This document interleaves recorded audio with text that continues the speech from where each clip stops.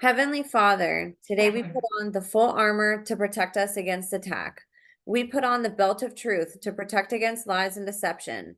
We put on the breastplate of righteousness to protect our hearts from the temptations. We put the gospel of peace on our feet to walk in your light, peace, and freedom with the Holy Spirit. We rebuke anxious thoughts. We take up your shield of faith for protection to block and destroy all the darts and threats thrown at us by the enemy. We put on the helmet of salvation to cover our minds and thoughts, reminding us that we are children of a mighty King. We are forgiven, set free, saved by the blood of Jesus. We take up the sword of the Spirit, your living word, that has the power to demolish strongholds and is sharper than any double-edged sword. We come to you, Lord, in prayer daily. In Jesus' mighty name we pray. Amen. What's up, you guys? Welcome to The Imagination. I'm your host, Emma, and today I'm honored to introduce you all to MK Ultra super soldier, mind control and ritual abuse survivor and whistleblower, poet, content creator, warrior, and my new friend, Mathew Murray. I met Mathew recently on a Twitter space where there was dialogue happening around the highly public MK Ultra breakdown that professional boxer Ryan Garcia appears to be going through at the current moment. Mathew was given the microphone by the host of that space and began whistleblowing his own MK Ultra testimony, and the depth of information he was sharing was so shocking and on point that I could tell right away that he had an incredible story. So I reached out to him about coming on the podcast and sharing with us. Mathew was born in 1990 to an extremely talented and intelligent woman who excelled at everything she put her mind to. At one point, and unbeknownst to Mathew, he lived in a small town where many of the people around him were and had been used in some form of human experimentation. He believes this was the case with many members of his own family and community. His mother, before passing away when he was a young child, seemed to know Mathew would need defenses against mind control, and from a very young age began teaching Mathew ideas and truths that are older than anything we remember in history, such as old ideas his family held onto for generations in secret. Mathew's childhood was filled with trauma after trauma, and it would seem that many of the people surrounding Mathew were involved. From being locked away in a room all by himself to endure long school hours alone, to surviving suicide triggers and drugging as an adult. It wouldn't be until recently when Mathew would begin recovering his lost memories and realizing his life might be different than he formerly thought. He was sought out specifically for his intelligence to be used in these programs, and now Mathew is using that same intelligence to shake some sense into society about what exactly is going on behind closed doors. Mathew is going to be sharing his testimony today, along with some deep dives into the making of a super soldier and how these abuse systems are actually much more historical and older than any of us would like to believe. When not whistleblowing, Mathew has an awesome TikTok channel where he writes and shares his poetry, and I would encourage you all to go follow along his journey. You are going to hear some new and corroborating information today as Mathew shines a bright light on the darkness, and I ask you all to give him your full attention as he speaks about the things that we were and are never supposed to hear. Before I finish introducing today's guest, I wanted to give just a couple reminders and updates. If you'd like to be on the podcast as a guest or share any information privately with me, please email me at imagineabetterworld2020@gmail.com.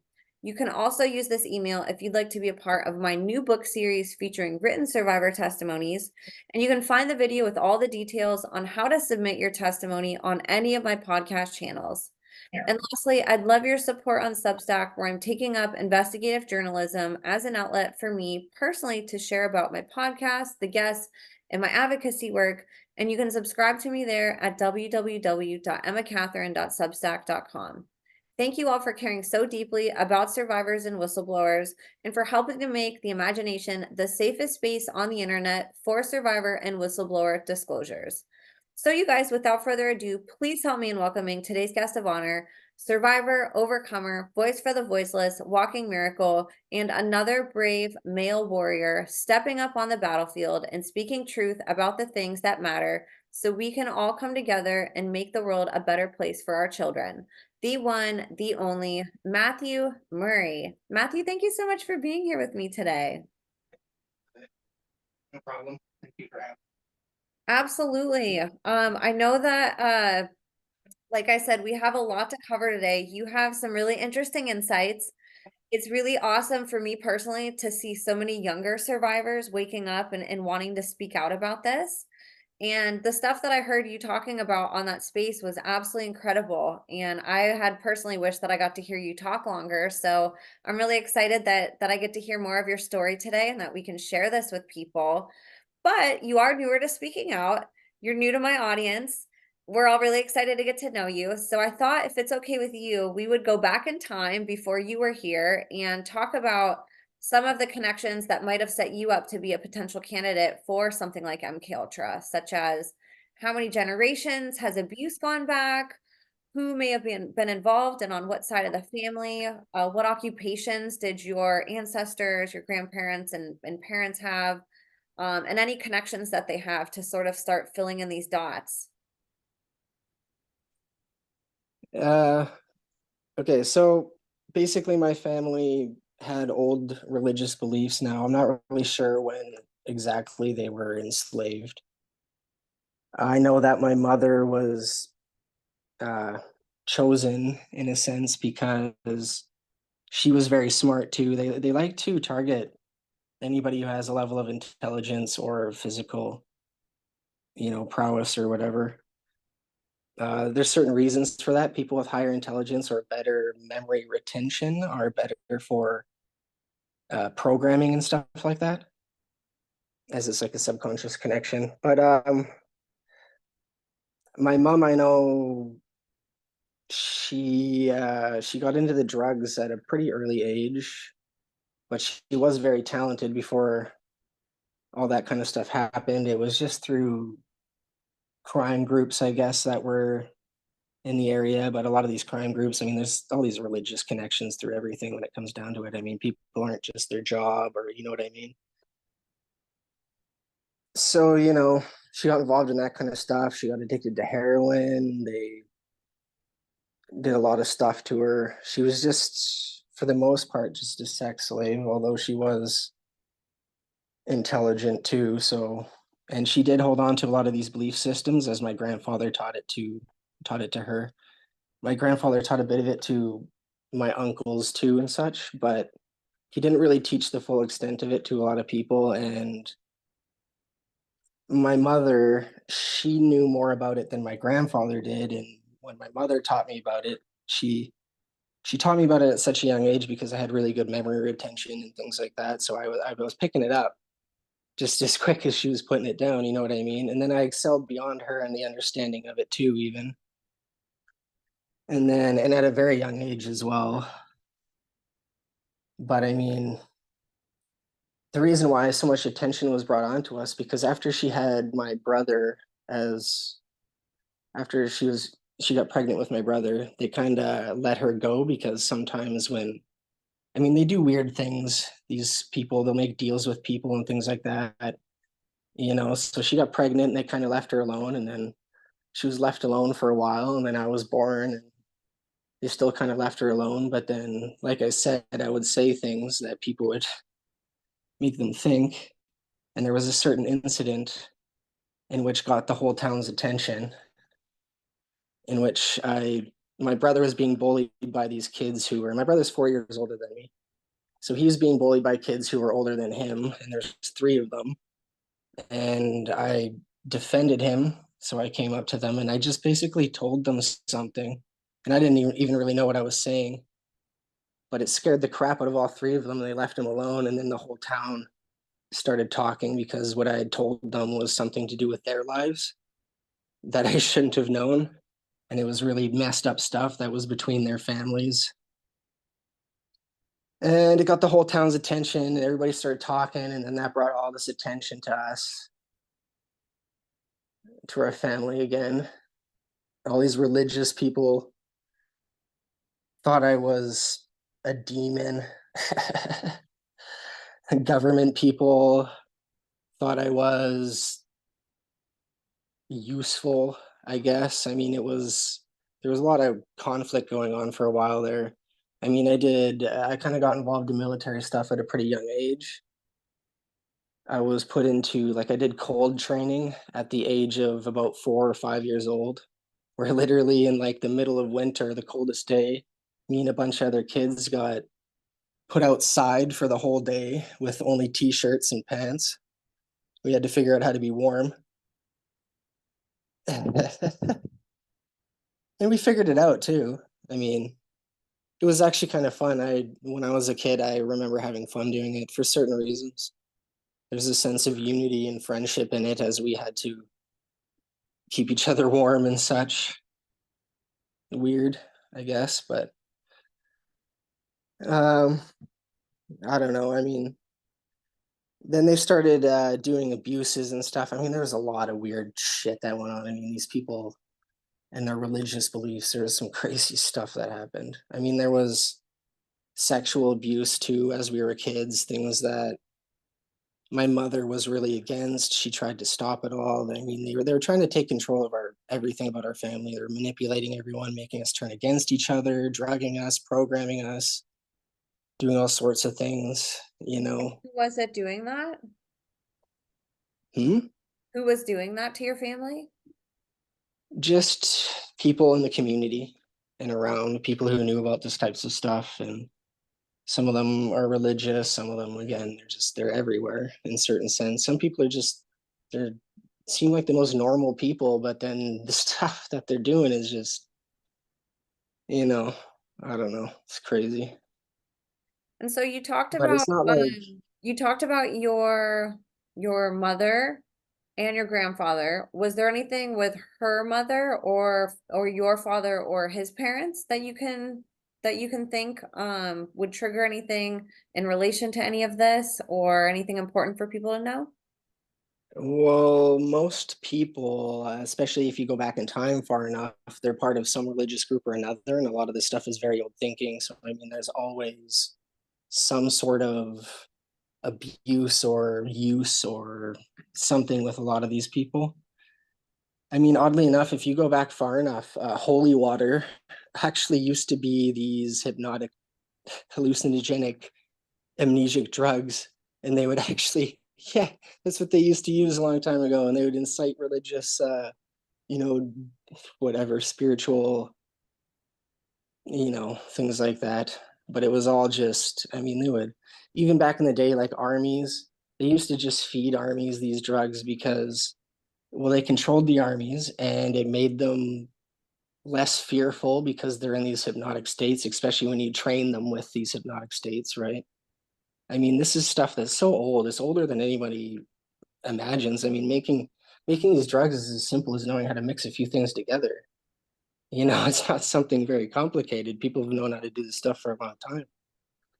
But these particular drugs have been kept so secret because they're, in a sense, religiously connected to these slavers, to these Satanists. So they keep it secret from everyone. So that, I mean, it's their greatest weapon, right?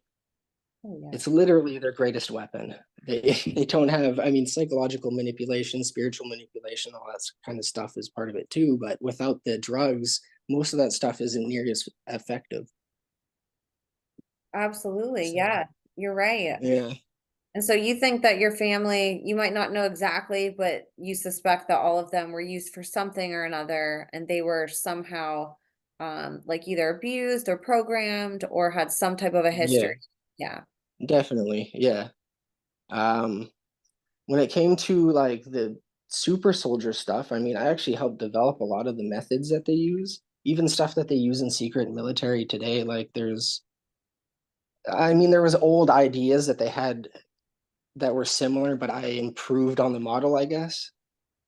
Can you talk about S- sort of your journey? How did you get into these programs? And then let's sort of like talk about that aspect and like how old you were, what your childhood sort of primed you for, and then let's get into how you grew within that and helped assist with this. Okay, well, I mean, like I said, I did cold training. There was a lot of other stuff. My mother taught me tons of different perceptional ideas using old learning methods.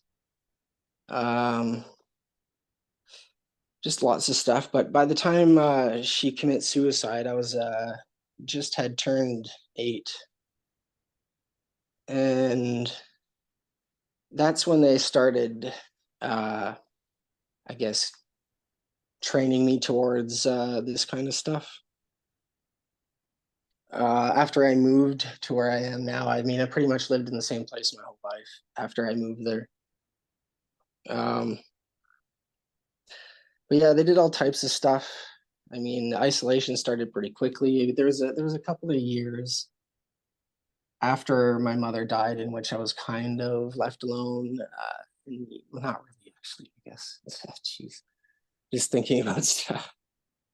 But they kind of left me alone more so, taught me. I mean, that's kind of when they started the military stuff. There's certain things they do, like names, for example. There's these training methods where a name has a meaning behind it, basically. And when you understood the meaning of the name on a psychological or conscious level, then you would earn the name. And you would have it programmed into your brain. So it was like a conscious subconscious connection. Now, there's like many of these names, some of them are based in psychological aspects, others are based in physical aspects, like being able to move in certain ways or do other things like that. It's just ways to associate certain aspects of humanity to a conscious function, I guess. It's a way to make you think without thinking. But it's kind of a bastardized idea because using the drugs to do it is actually less effective than learning how to do it without the drugs. But yeah, they train assassins this way too. I mean, there's lots of different things they do that split your mind. A conscious part and an unconscious part, because when you're under the influence of these hypnotic amnesic drugs, they put you in a hypnotic trance with amnesic properties to it.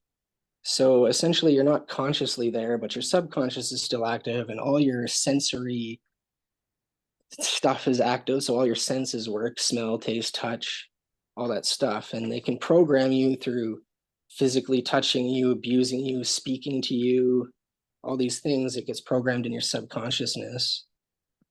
And they can twist your personality through that, through traumas, through all types of things. They can train you to be an assassin.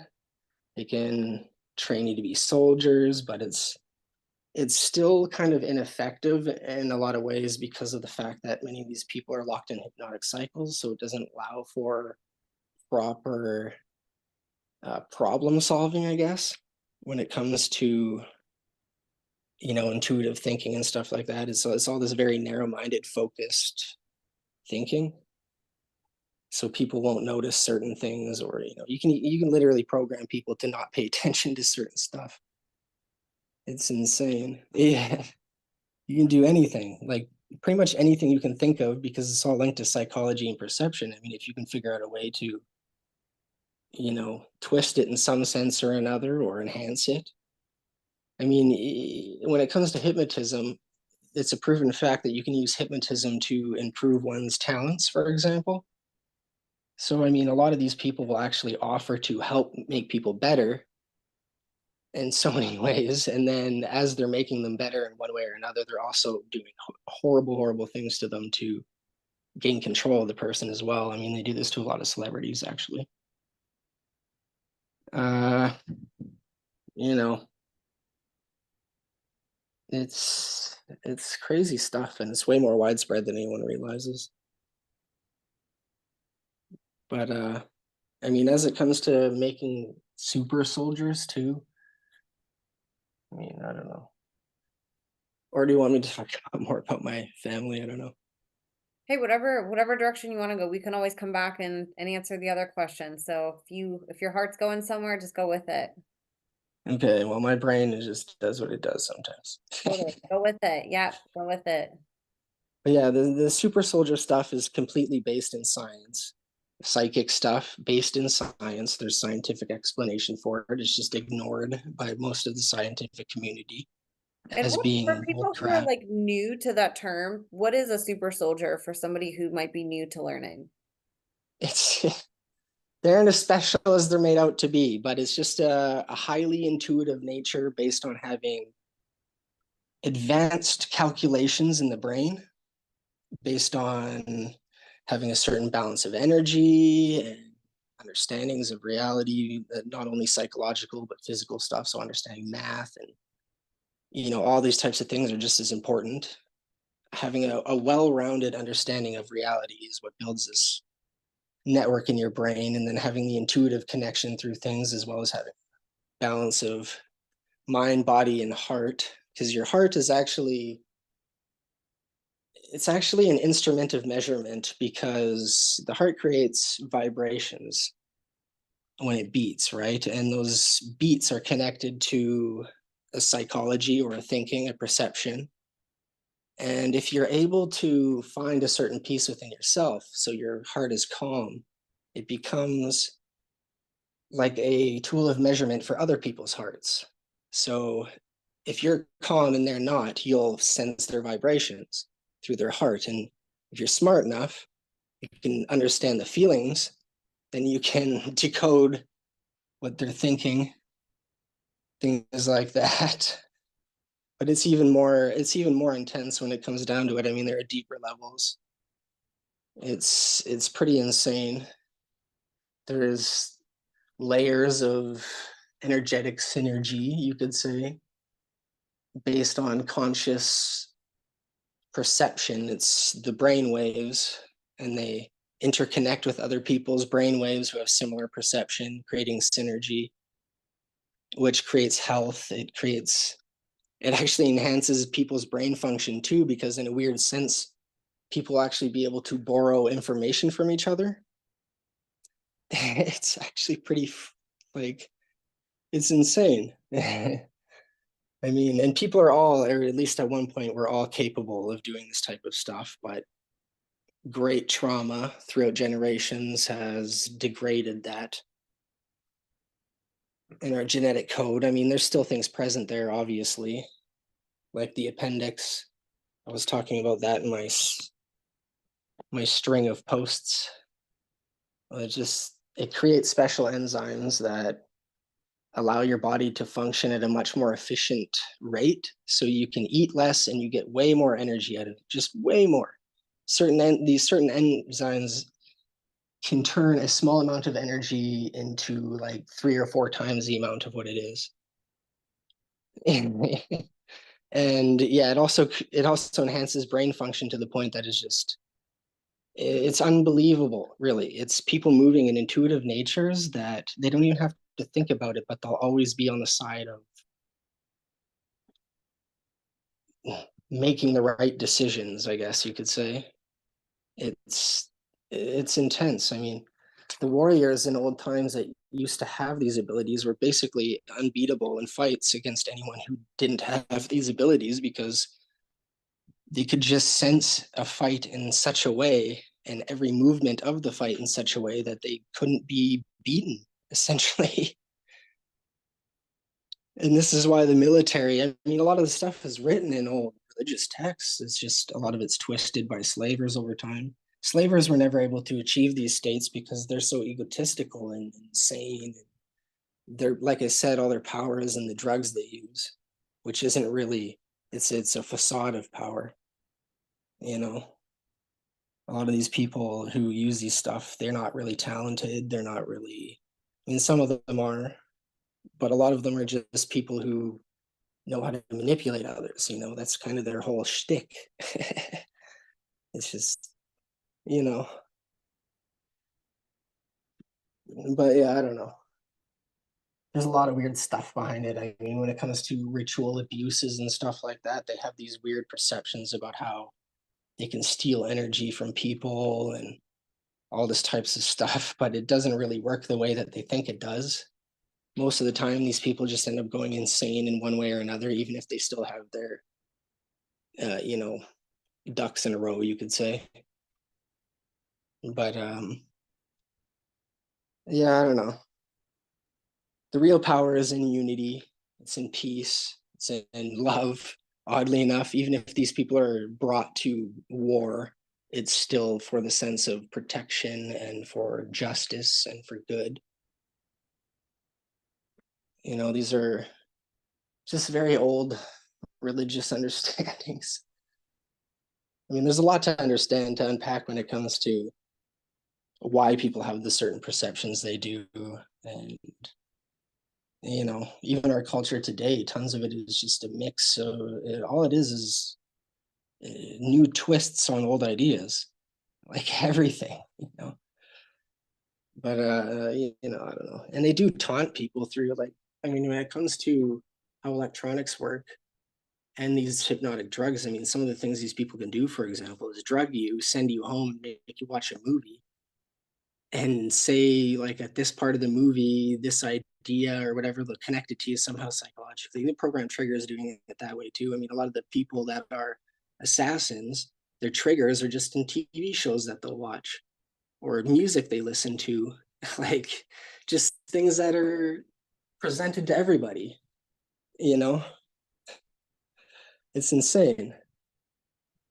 The way you can program people is just, it's too easy. It's just way too easy. And these drugs are so effective too. You actually only need a very, very tiny amount of it, like even a drop of certain forms of it, so potent.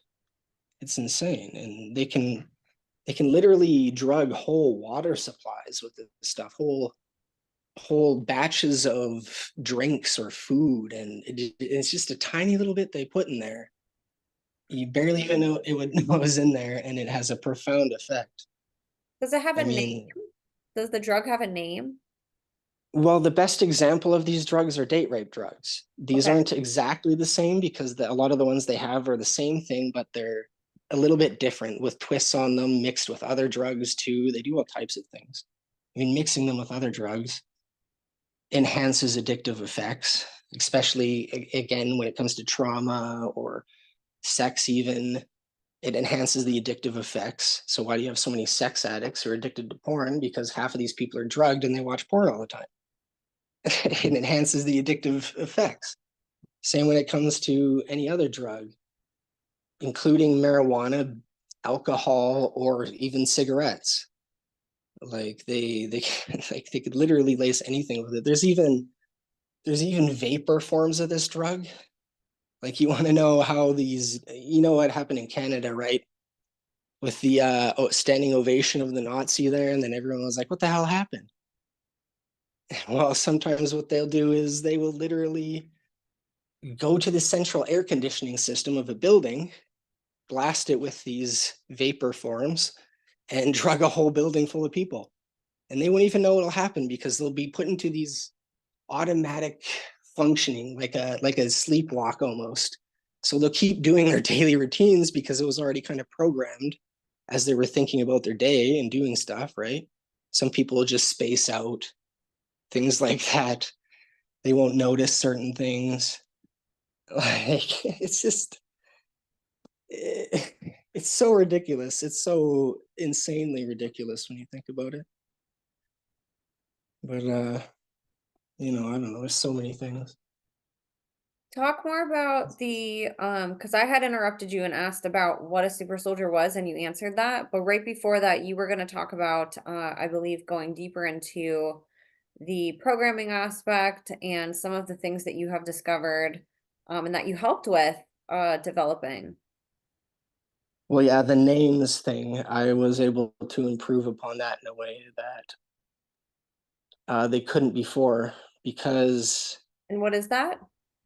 well, like I said, when there would be names that have understandings behind them, and you would earn a name when you got the understanding, and they would be associated to many aspects of your humanity. So the way I was able to improve upon that is basically there was limitations on what people could actually program in their brain because of intelligence and memory and stuff like that. But I kind of found a way to make it so that there could be more by associating these names and understandings with certain areas of the brain, creating more splits in a sense, but also creating a network between them. Because there was certain understandings of perception, so then people could be extremely compounded in their brain, but still have an interconnecting network. So they might seem to be one way at one time and another way at another time.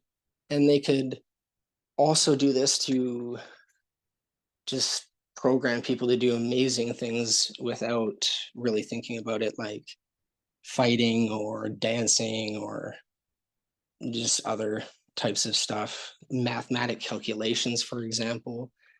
You could literally you could do so much stuff that's positive in a sense, but again, it's extremely dangerous and I wouldn't recommend it because it still has problems, and also you're giving yourself over to somebody to allow this to happen, and you don't know what they're going to do because so it's a very dangerous thing. It's always better to just learn how to do these things without these types of drugs, although these slaver people think that it is the way to do things. And with torture, But right? Torture and drugs.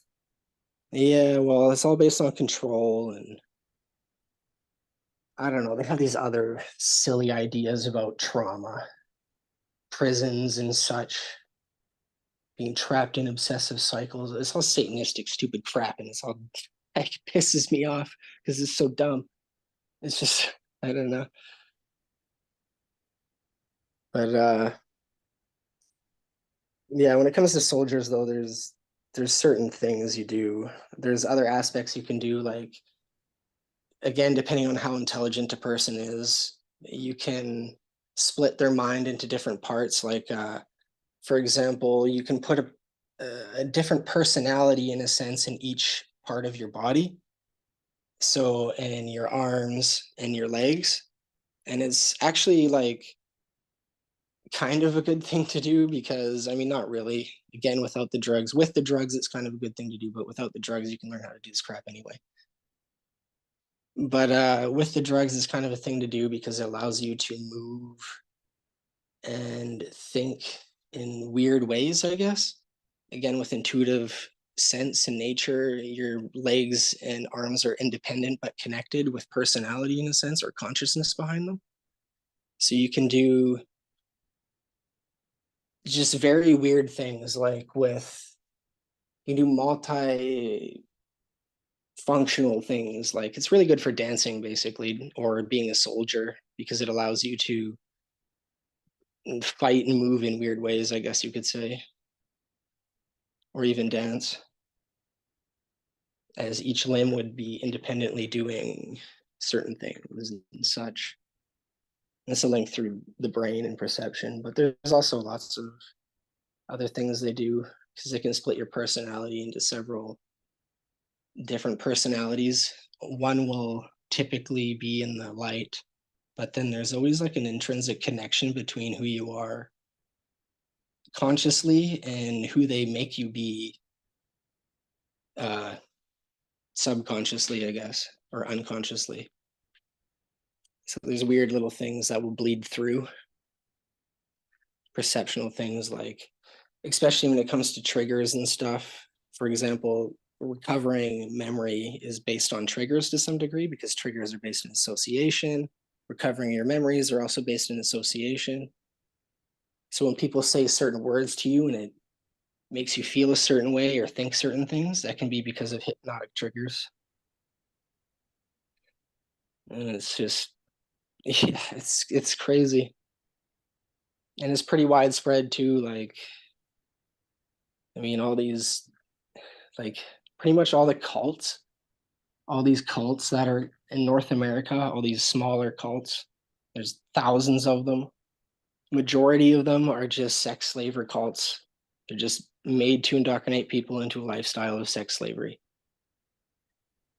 And a bunch of them are made for other things too, like making assassins or testing people.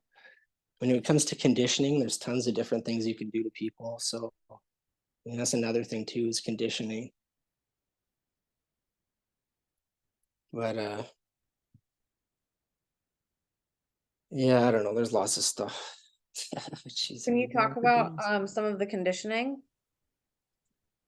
Well, if you ever hear about people being just held and starved, there's reasons for that beyond just imprisonment. Sometimes people will do this, like, there are examples, if you look, people will do it to their kids, they'll starve them and stuff like that. It's because they're trying to condition their bodies to be certain ways and stuff. They're trying to like it's ridiculous. Starving people, though, there's a reason for it, and conditioning is trying to train the body to be more efficient in uh, food consumption, I guess.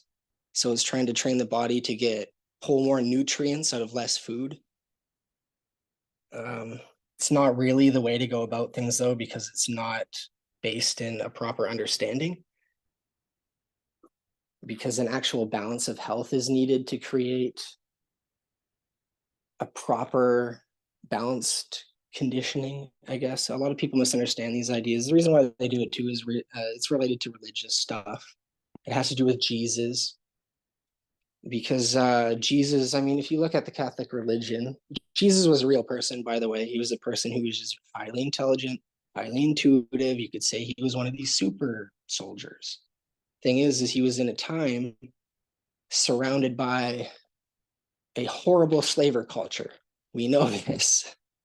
He was maybe perhaps one of the only people who had achieved that level of balance in that time, which is why he was so focused on. I mean, if you look at the story too, his mother, she was a virgin who magically got pregnant by God. God is actually a rapist who drugged her. There were sex slaves. Like his Jesus' mother was a sex slave, basically.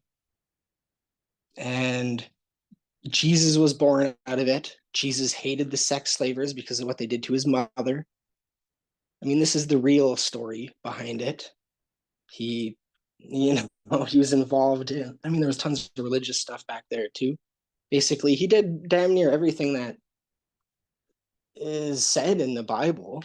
It's just that a lot of it was twisted after. See, they held him up as a savior against slavery, but then the slavers just took over the religion, and they filled the religion with a ton of slaver ideals and stuff, the opposite end of the religion, in other words, the hell side of it.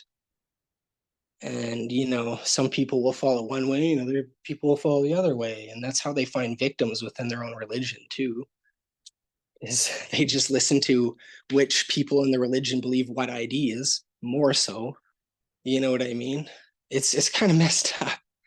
It's a slaver religion, but it was based on a person who was against that kind of stuff. Jesus was against slavery. Jesus was against that kind of, you know. But it's like people just they're scared to think about their religions in certain ways because they're afraid of, obvious things, I guess.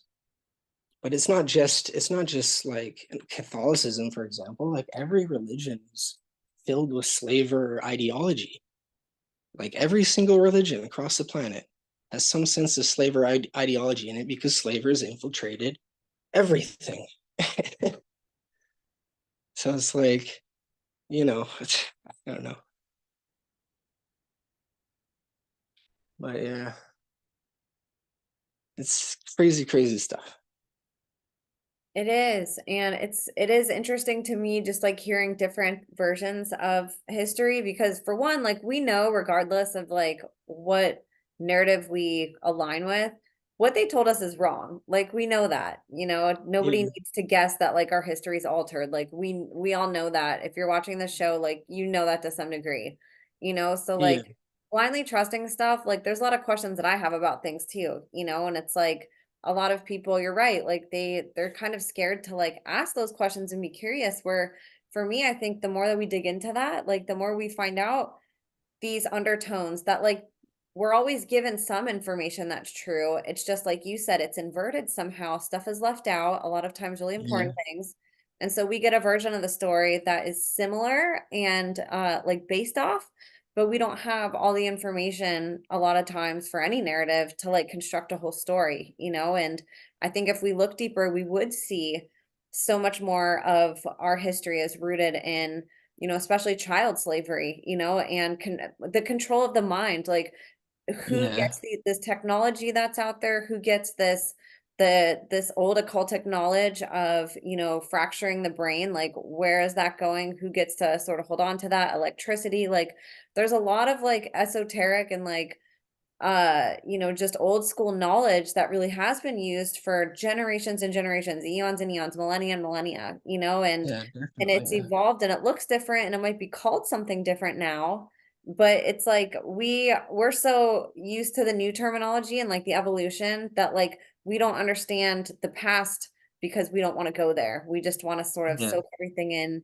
as we're told today. And it's like, no, like we can learn so much if we go back in history and like reanalyze what they've told us and figure out the truth while coming together and like putting our 2 cents into it instead of just accepting a narrative that we're given or just, you know, blindly thinking that perhaps things that were shown have zero modification through time. Like they modify everything and they take stuff out, yeah, you know?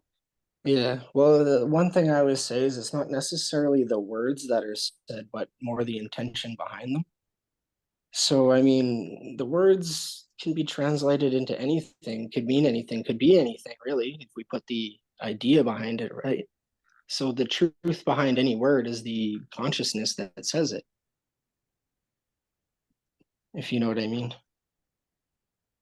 Yes, absolutely. And that's such a good point. And it's fascinating too, hearing about some of this more evolved like programming and conditioning. Because here's something that for me, I think what you're saying is really valuable because there have been a lot of older survivors that have come forth that, you know, were brought into MK Ultra in the 50s, 60s, 70s, Yeah. and they're Well, now Vietnam, yeah, sharing, but like they've even said this has evolved, you know, and I like you were born in 1990, you know, and like to hear how like what you've seen change. I'd love for you if there's more stuff you can talk about with that. I think that's like a missing piece that, you know, we're offered how it used to be, and there's not a lot of people talking about like where it's at now. Like how has it evolved? Like what are kids today going yeah. potentially?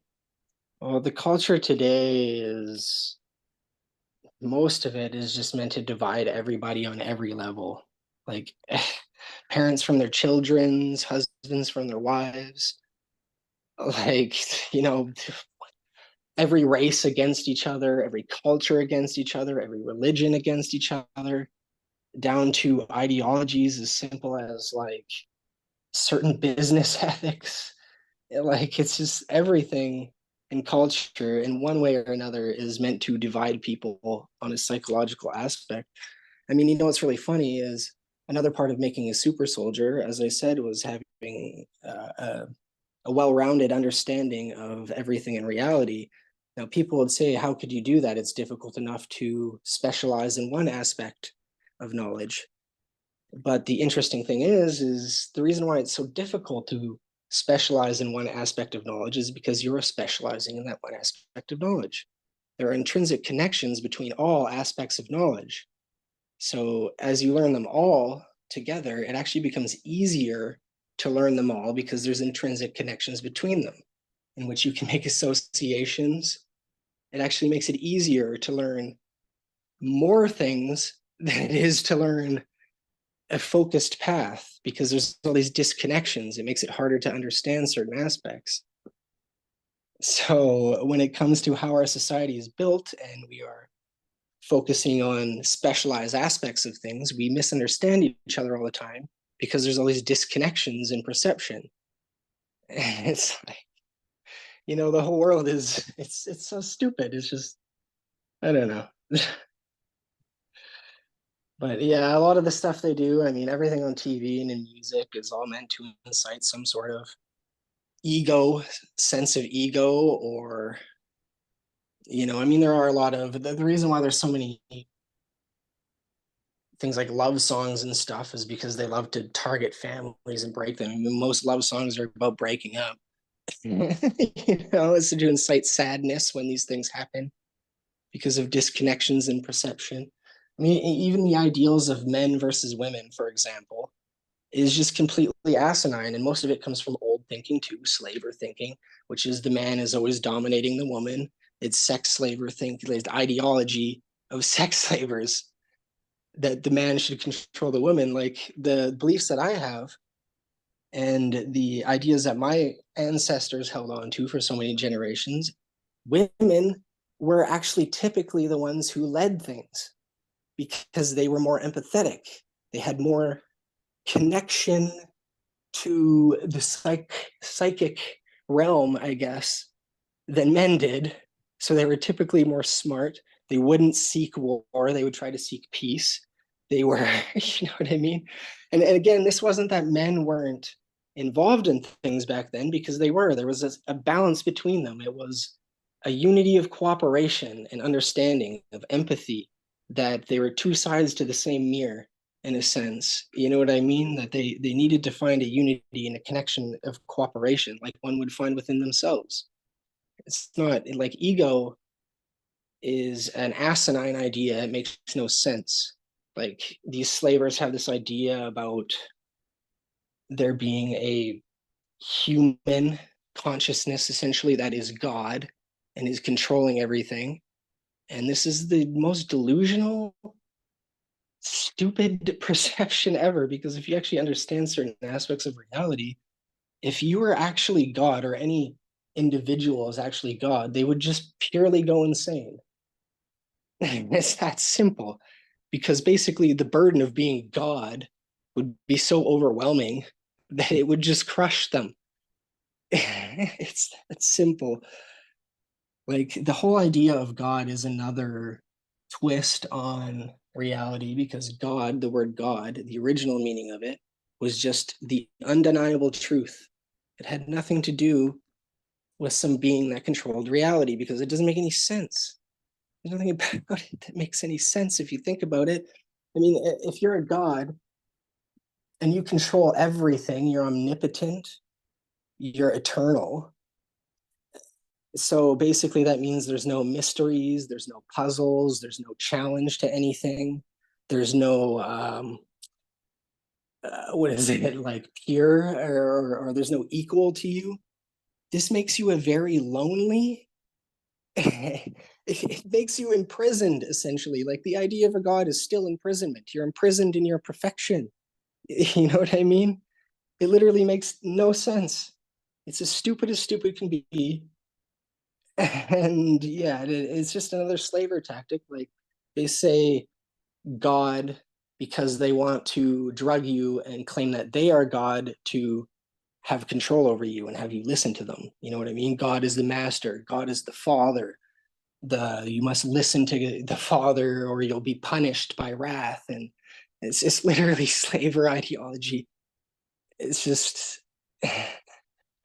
it's silly.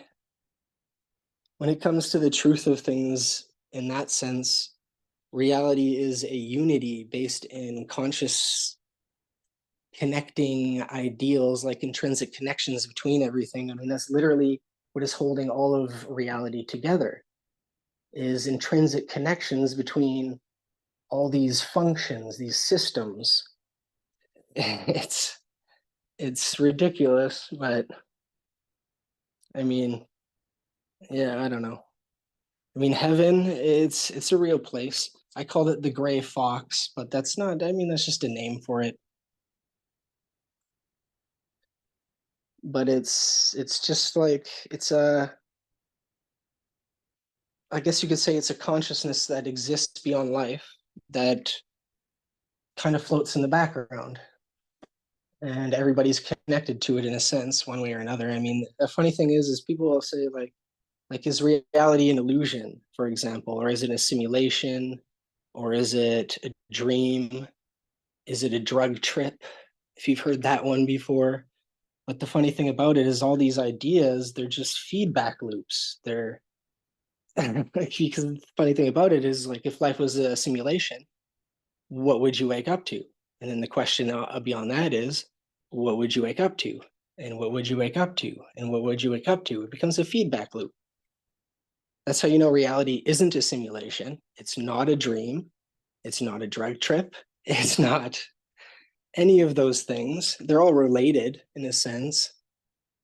The idea of a paradise or like a heaven that is perfection is a lie, because again, being trapped in perfection is a prison within itself. The actual heaven is not exactly perfection, but it is close to.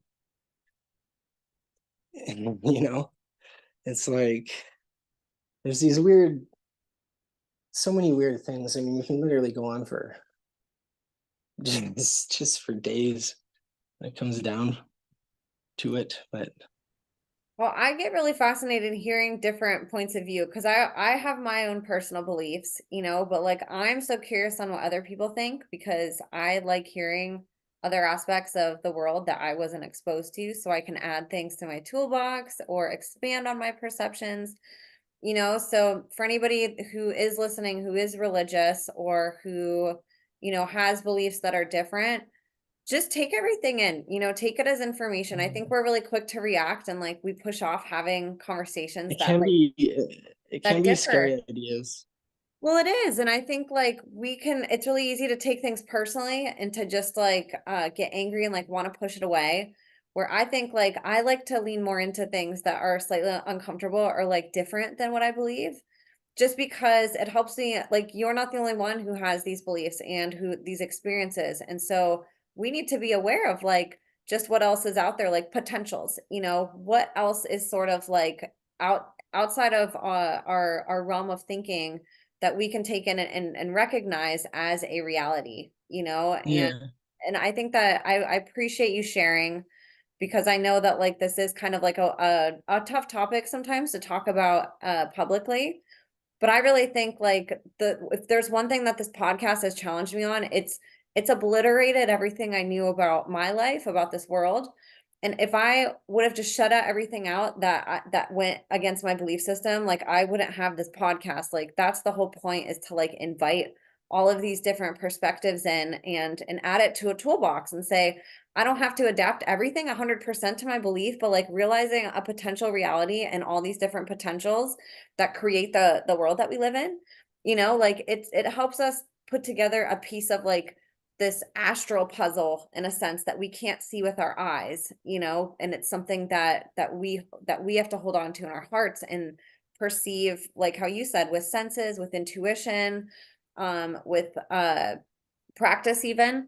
It's not something that we can see, so like just kind of getting a bigger toolbox, I think, and like expanding on these perceptions, I think like that's we should all be doing it because especially a lot of people get so sucked into like these little tiny sects of religion, and they block out so many more amazing lessons and things to learn that could help grow them spiritually with whatever their focus is, but it's like you said, if you focus on one thing, it can be more difficult sometimes than letting yourself expand. And I found like the more that I just let that go with myself and just be like, I'm just going to learn as much as I can about whatever is told to me, and just take it all in. Like it's really helped me put together a better understanding of the world that I live in. And like I didn't have to go dig into all this stuff individually. Like it's come at me as like a big picture, So I appreciate you just, helping us understand your perceptions of stuff and like genuinely sharing from your own experiences, like what you have personally learned going through what you did. Yeah. Um, well, I mean, a lot of the conditioning I went through really, I mean, they really tried to twist my mind a lot when I was a kid to make me think like them through traumatic stuff. I mean, I was so against their ideals. They really liked to pick on me for that. So anyone I cared about, they would target and let me know what they were doing to them. And then also, they would also, they would make deals with me. They would say, if you don't do this, we're going to hurt this person. So some of these things that they made me do are just psychological tortures to myself for a lot of reasons. I went through so many years of that, like over over 20 years, I would say. And then half the time they would end up hurting the person anyways. So it was pointless. But sometimes they wouldn't. But Can I ask they you where would your abuse mostly occur? Was this like at the school? Would they take you off site somewhere or maybe a mix? no, Like, nobody would mess with me. Nobody would. I was so where would your programming take place at? at home usually, Okay. um, in isolation most of the time. Uh, but yeah, I mean, there was a lot of people. I mean, these people have religion, like I said, they have all these religious beliefs, and like I said, I was able to know things. So a lot of these people, they saw me as something I wasn't, and they like people had respect for me, but everybody kept a distance. And it was, it's a weird situation. I don't know, but there's, I don't know, a lot of people came to trust me and really respect me for other reasons because I would always tell the truth. Everybody else would be lying all the time, and I would be telling everybody the truth, and everybody saw this. I'm the only person telling anybody the truth. So a lot of people, they respect me from a distance, and there's a reason why they woke me up, so I could tell people this stuff. Literally, like, because like I said, I gained a lot of respect for these people. A lot of them started turning against their own beliefs, I guess. I mean, some of them are still. It's a pretty shaky situation in a sense, but nobody's doing anything. So, uh, Talk more about so what has evolved? You did an awesome job explaining some of the evolutions on sort of a big picture scale and like how children these days are being affected, just in general, how society is.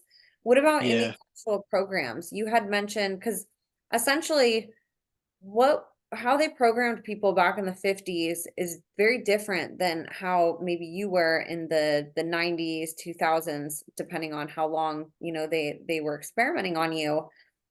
What were some of the ways that you saw change maybe with technology, or what were some of the, I guess, I hate saying upgrades because this is all just so horrible, but like what were some ways that I guess this was improved or changed throughout maybe the generations that you might have been exposed to? The actual program. Well, a lot of it hasn't really changed, honestly. It's just that a lot of it is kept in secret, so people don't know, if it's changed or not, kind of thing. But when it comes to a lot of the programming, oddly enough, it's just done within people's homes by their own parents, even. Sometimes in bad ways or good ways, but other places do it too. I mean, certain schools, churches, cults, they try to indoctrinate people. The military has facets of this in them. So some of the people who are being brought into the military are being brought in specifically by these slavers. Not all the people, there's lots of people in the military, good people who are just victims of this kind of stuff too. Tons of them. When it comes to like celebrities, idols in a sense. A lot of them have been like some of these slavers, they have titles. I guess one of these titles is called a kingmaker. And it's basically when you find someone who has amazing talent and really good genetic disposition and stuff like that, natural talent, memory, intelligence, all that kind of stuff. And then they program them and they turn them into their celebrity puppet. I mean, a lot of the celebrities that are across America. They're literally the kings that were created by slavers. Like, and a lot of them aren't even, again, a lot of them are just victims of horrible shit. Like Britney Spears, for example. I mean, wonder why she acts so crazy all the time. Why does she do all that stuff? Oh, because they're drugging her and doing fucked up shit to her in secret that she can't tell nobody about because nobody's going to believe her because of all this crap. Not only that, but she's surrounded by these people who are just twisted and sick. And this is true for a lot of celebrities. You've seen so many celebrities over the years. It's like Michael Jackson. all the pedophile stuff. I mean, he didn't want to do any of that shit. They're fucking drugging him, trying to force him into these situations. Like the people who are really against doing the horrible stuff to people, they torture them badly, and they torture them specifically in the ways that they don't want to be tortured. You know what I mean? So Michael Jackson didn't want to do anything to kids, but they torture him. They make him go against his morals and his wills purposely to traumatize and to, so many other reasons, to control, to not only that, but then they can publicly go out and be like, oh, look at what he did. All the surgery stuff, that was all to like turning him white. That was all, it's all shit to fuck with people's heads in the culture, like, and his head, you know what I mean, specifically. Like, look at how many other celebrities, like, there's so many of them, just so many. It's insane. And there's some of them are bad because they've been twisted in such a certain way that they decide to be that kind of person. Some of them just are horribly, they're just stuck there. They're talented people who have a lot of influence behind them, and they're not going to let them go, though they might kill them, in the public eye or something like that, or destroy their name one way or another. I mean, as easy can be to frame somebody with these drugs. Not only that, but take over their whole lives, especially today. I mean, you just drug somebody, get them to put their passcode into the phone, which you can do through these hypnotic trances, as there's subconscious connections and stuff like that. Then you just literally take over all their bank accounts, take over like, just everything. I mean, most of what a hacker does is called social engineering, and that involves just personally getting involved with these people in one way or another and figuring out their things. Now, one of the biggest tools in that is simply drugging them. Like, it's insane. It's so easy for these people to get into anything they want to get into with these drugs, anything. And especially when people don't know that they're there. They don't know that they exist. They'll have these weird deja vus and things like that. I wonder why that's happening. It's because you were doing something while drugged, and then you had a flashback to it. You know what I mean? Later on. And you're like, that's weird. Probably because you're in the same area or in a similar situation, right? It's insane. And it's so prevalent. It's just, oh God, I don't even want to tell you some of the disgusting things they do. Ugh.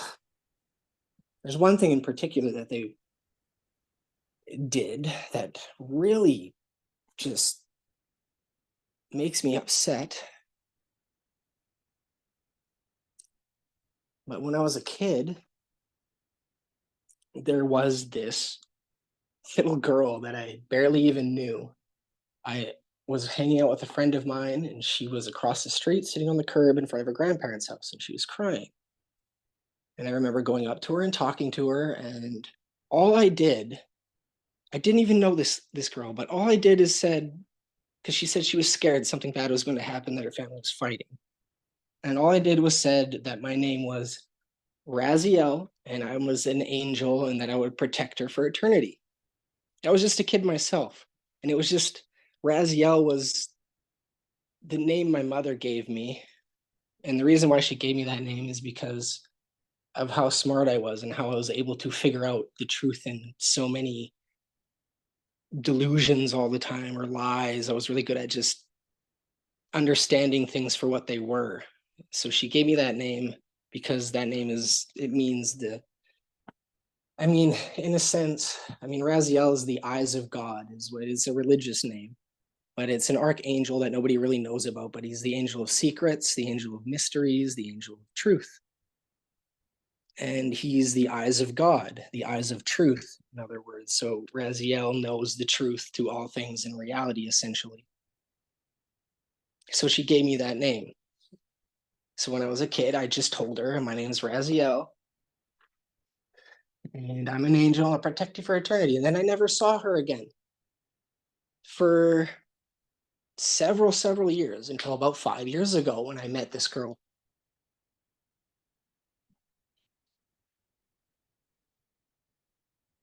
But anyways, I ended up finding out that this girl had been horribly tortured throughout her whole life, simply because I had told her that I was an angel and that I would protect her for eternity. So they literally tortured her horribly throughout her whole frickin' life just because I couldn't be there to protect her. And I didn't even know who the fuck she was. Like, it's just disgusting. And the disgusting, I don't even want to get into it. They told me everything that they did to her. And I also got the information from her herself. And not only that, but her brother and other people in her family. So it's literally, it's the most disgusting, depraved shit you could ever imagine. It makes me very upset, but they've done many more horrible things beyond that, though. That's just one thing in particular that was meant to irk me. But these are the kinds of things they will do to people, though.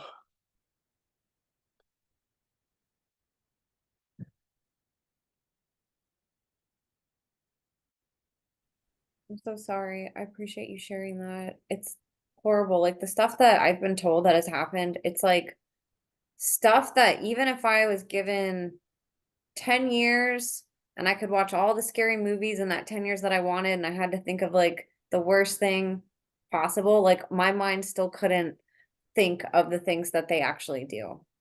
Yeah. Well, it's about as bad as it can get. Especially when it comes down to a lot of things. I mean, damn near everything you've probably heard to some degree, I would say, is true in one sense or another. I mean, they definitely murder children. They definitely rape children. I mean, doing this stuff to children at young ages in particular is what really twists their minds later on in life. Like, for example, this girl, she probably went through 20 years of this stuff. And they started doing it to her when she was a child. And her family members were involved. Not only that, but they were prostituting her out. Like the family, her own family was prostituting her out. I mean, just it's as disgusting as it could be. She got addicted to drugs.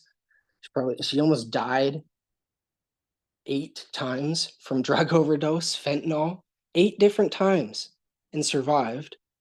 And there's only certain reasons why a person would survive something like that 8 times. It has to do with perceptions and stuff. She's a smart, healthy, intelligent woman who was just robbed of her life by these sick people simply because I said one thing to a person I barely knew as a child. But it's like, it's just disgusting. And so But how they do, long? Oh, go ahead. Keep talking.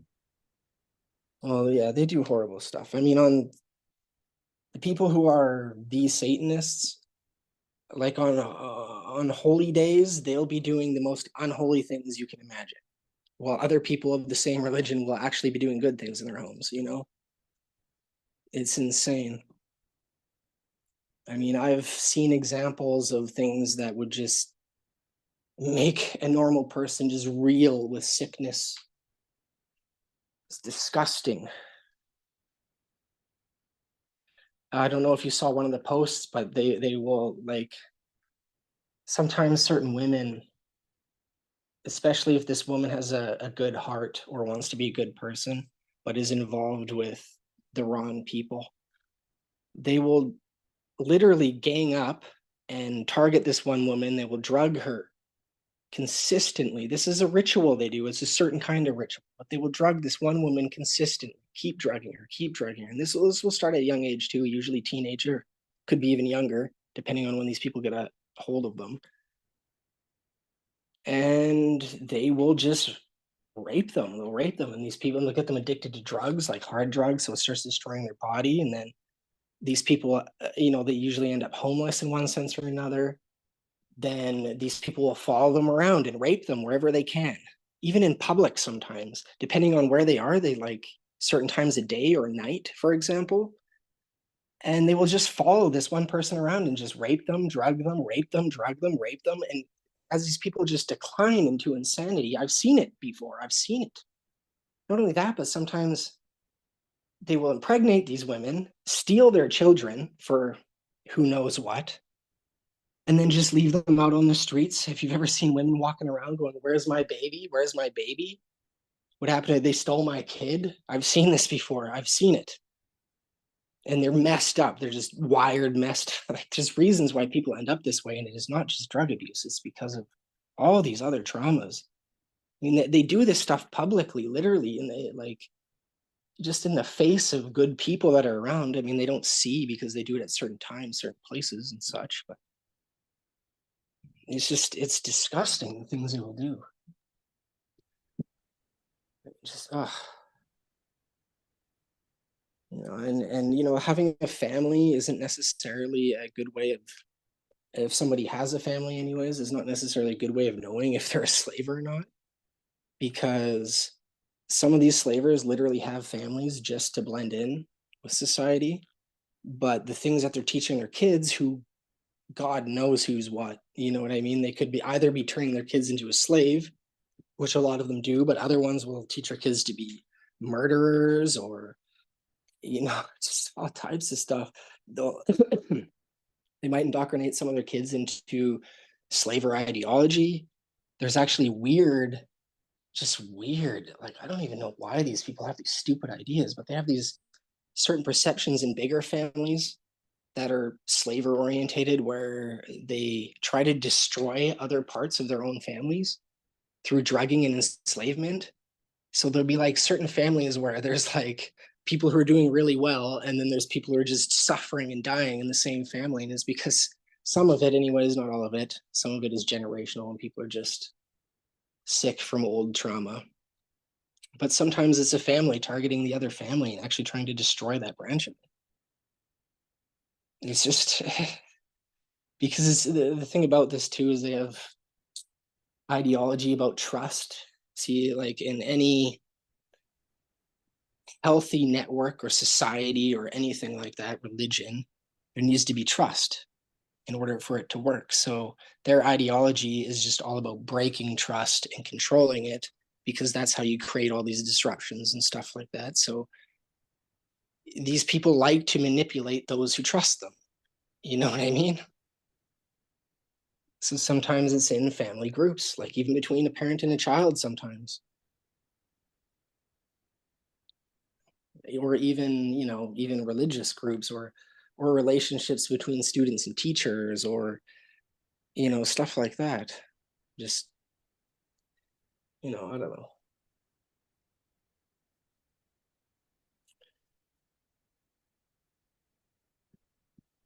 I'm not sure. Give you some ideas. No, you're great. I just want to make sure that you're finished talking, because you're on a good riff, talking with all of this. Yeah. So for you, how long did this go on for you? I know it started really early on. When, I guess like maybe walk us through like the later parts of your childhood and, sort of how that ended up transpiring later on, in your childhood and young adult life. Uh, well, through my teen years, I spent a lot of time in isolation. I lived sort of outside of the town, the outskirts of the town that I'm living in now. So, I mean, when I wasn't in school, I basically was just sitting in a room alone all day. That was all through teens, basically probably from maybe 10 to around 16. It was just pretty much isolated at home all day, every day. I mean, sometimes I might have a friend come over or something, but we would just be isolated in a room. But I mean, I did have, like I said, I had some privileges because, well, there's certain reasons why, like for example, why they wouldn't physically hurt me ever, was because not only did that make me not help them when they did that, I would just get really stubborn, and even if they drugged me, they couldn't make me do certain things.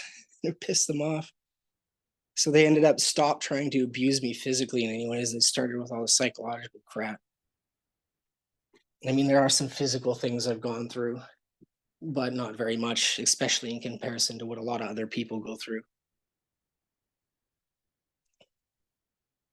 But I forget where I was. What was I talking about? Oh, you're good. We were sort of talking about later on in childhood, I guess like 10 to 16, some of your journey after the younger childhood days. Yeah, well, that's another interesting thing too, is if you look at my grades, usually they would drug me whenever I would go to school, so my grades are just awful. But it was all part of keeping me isolated though, and not having attention on me and all that kind of stuff, right? So, I mean, there's a lot of really weird stuff about my life if you look at it, just things that don't really fit, they don't make sense, especially if you look at how things are normally done with people. There's just also with how talented I am. I mean, I've never taken a martial arts class or a dance class in my life, yet I can dance pretty much every culture's dance on the planet if I have the right music. Yeah. And as for like martial arts and stuff like that, I mean, I wasn't really trained to fight people. I was trained to kill them as fast as I possibly could and in the most efficient way. So, I mean, I'm not really like a pit fighter. I wouldn't be a boxer or something like that. But if like I know how to basically I know how to murder somebody in many, many, many different ways very, very quickly. So I mean, not only that, but just how intelligent I am. I mean, my just so many like yeah, nothing about my life officially makes any sense. If you look at things, it's insane. But I mean, I don't even have that 5 years ago is the first time I was ever really involved in the mental health system, I guess. So I went to the age of 28 without having a job and without any mental disorders or drug addictions or anything like that. And I was just in isolation almost that whole time. I mean, there were points in which there were people around. Like I've had like girlfriends, I guess. I've had a few girlfriends. Just well, not like I've had three girlfriends, I guess, and most of the relationships were pretty long term. But at the same time, it was certain manipulations. I mean, these people are sex slavers. They just get somebody and bring them to you. So but not that these women were bad women either. A lot of them are just victims of stuff too. But so I've had relationships. I mean, I've had a 5 year long relationship, a 3 year long relationship, and the one relationship was maybe about 6 months. So I've had three partners, I guess you could say. But I don't know. What was I saying again before Oh, that? you're good. You're doing awesome. I know that these stories can kind of skip around a little bit. We are sort of Yeah. venturing off into talking about more of your childhood and kind of like the evolution of I guess where it started, which was young childhood, and then sort of continuing on into the older childhood, young adult years.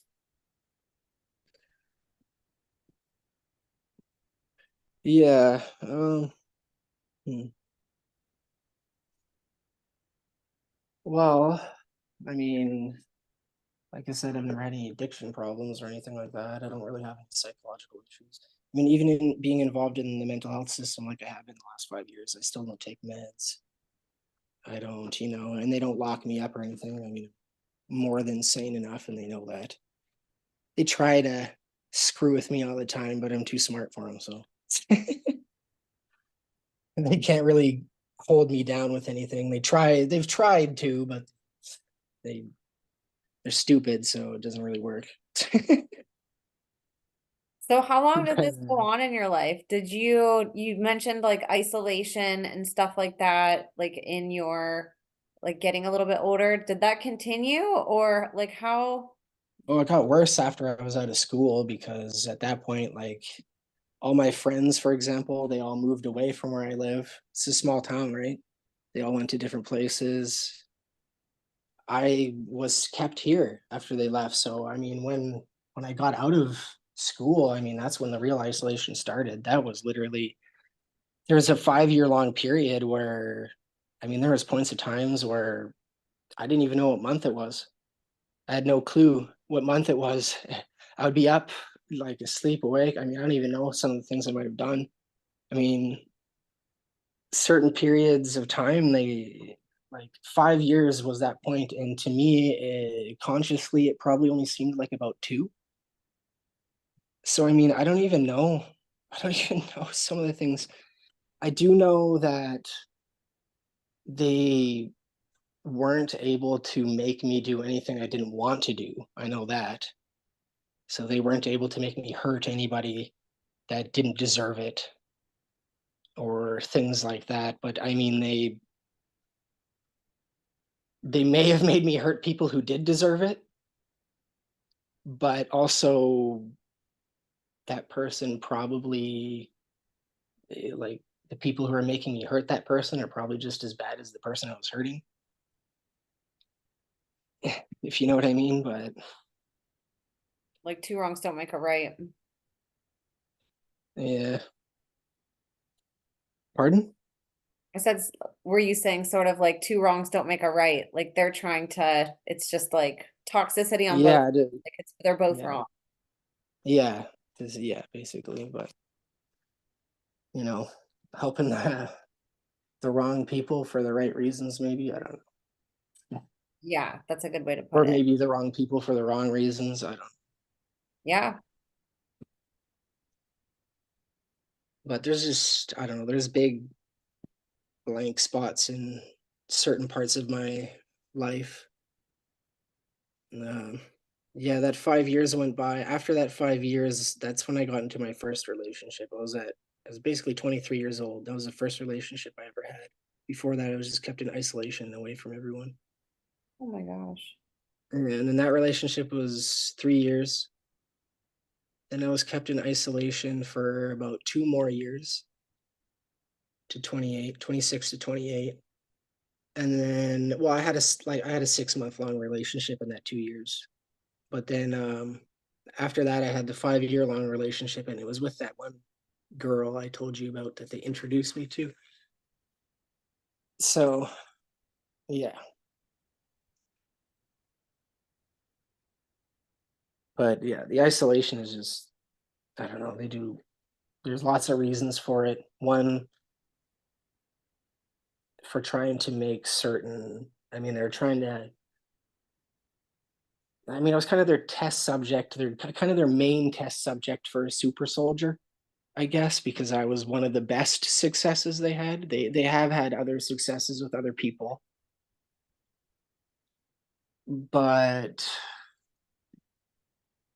the thing is a lot of the ability for the super soldiers to actually be successful is having a peaceful mind, not a traumatized one or a twisted one. So a lot of the people they test this stuff on, they use drugs to try and push it too, to make it happen more. Because I mean, the actual function is in the appendix, which isn't useful anymore. So they try to replace that with certain drugs that have similar effects, except most of the time it just doesn't work. People who have too twisted perceptions, they'll just lose their minds. The reason why is because it'll create connections and they'll be in their psychotic. You know what I mean? It just drives them insane, basically, because there's too much perception about what they are. So the only people who can really do it are people who have they're peaceful people.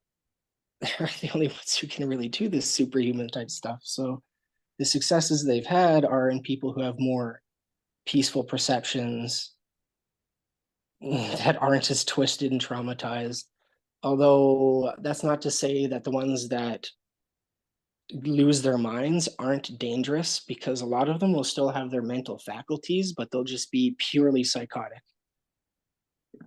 So it's a scary situation. It is a very scary situation when it comes down to it. But yeah, I don't know. What else?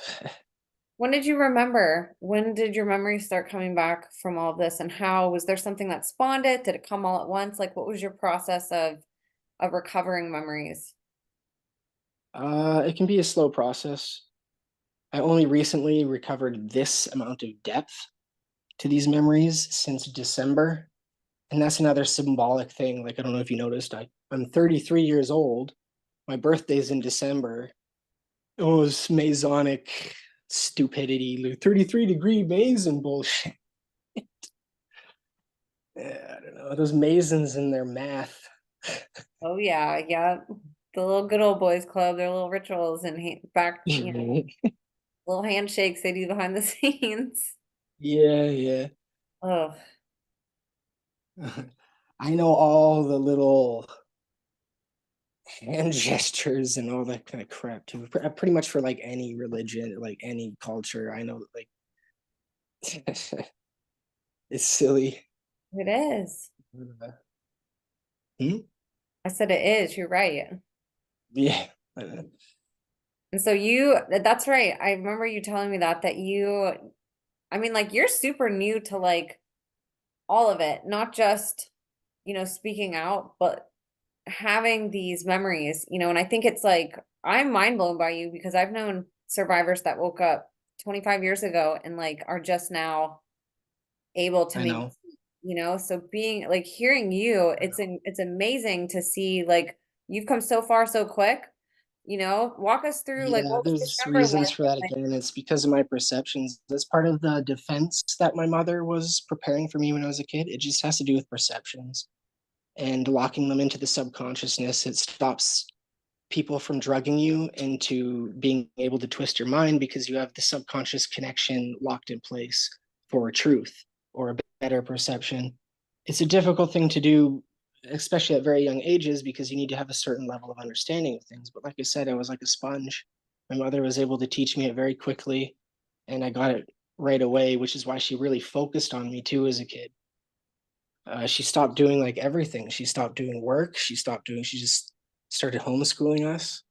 She immediately was just trying to pack my head with as much of this knowledge as she could, as fast as she could before people got their hands on me. So, I mean, it's not that I haven't gone through traumas, it's just that I've been able to cope with them over the years in kind of slow, disconnected manners. And when I woke up, I mean, I already knew for a fact what I was going to be facing, you know what I mean? So I was able to cope with it very quickly. But it's not that I didn't have, like, I definitely had a good month of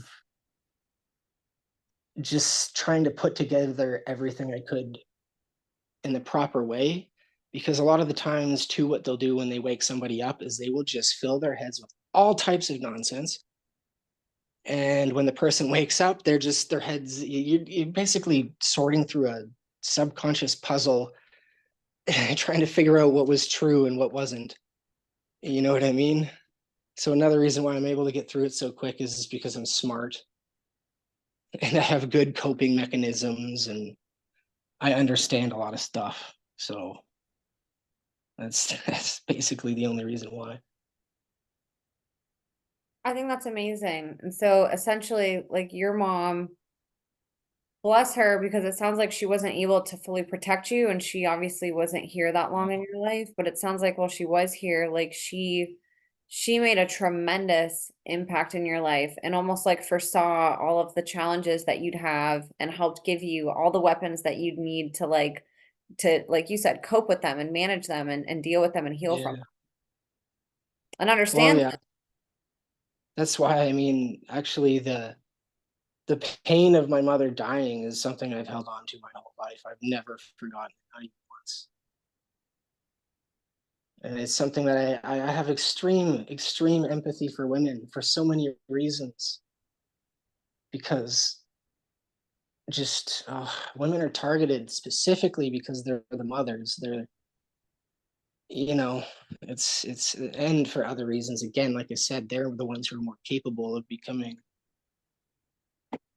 uh, psychic or whatever than even over men are. Like another interesting thing is there is a balance to be attained in health, but women being as skinny as they are or as less physically inclined is actually more dangerous when trained in certain things like being able to kill somebody as fast as they can with a gun or a knife or whatever, because they're more agile.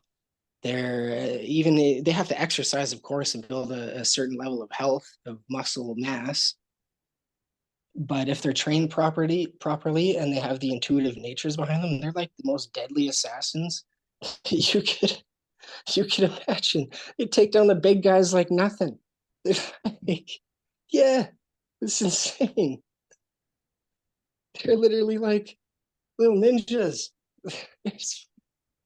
They'll mess people up. It's insane.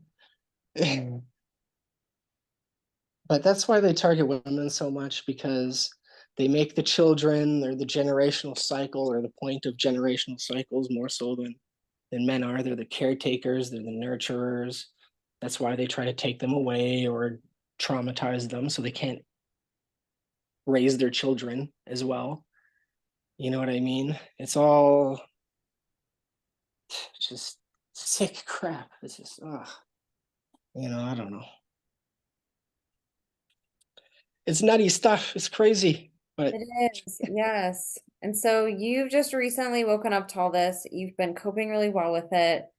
Why speak out? Like, why did you go on that space and like start speaking out? Like, what is your, I guess, motive now? And like, what made you want to, I guess, like, because here's the thing, right? A lot of people that get out, you're also an anomaly in the sense that like you stayed out. A lot of people get sucked back in, and even though they have the best intentions not to, like they can't overcome that temptation side of it, of all the ways, the handlers, all the different ways that are utilized to be weaponized against them to come back in.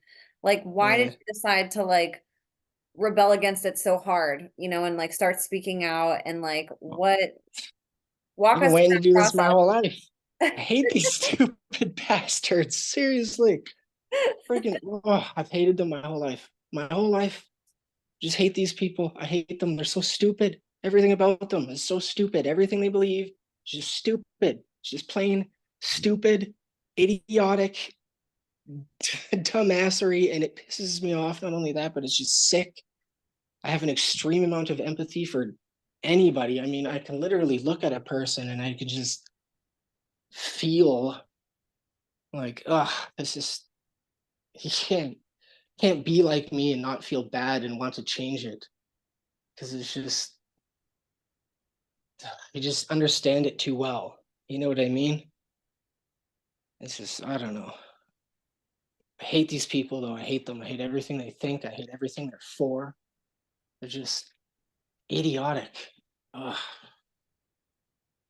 piss me off.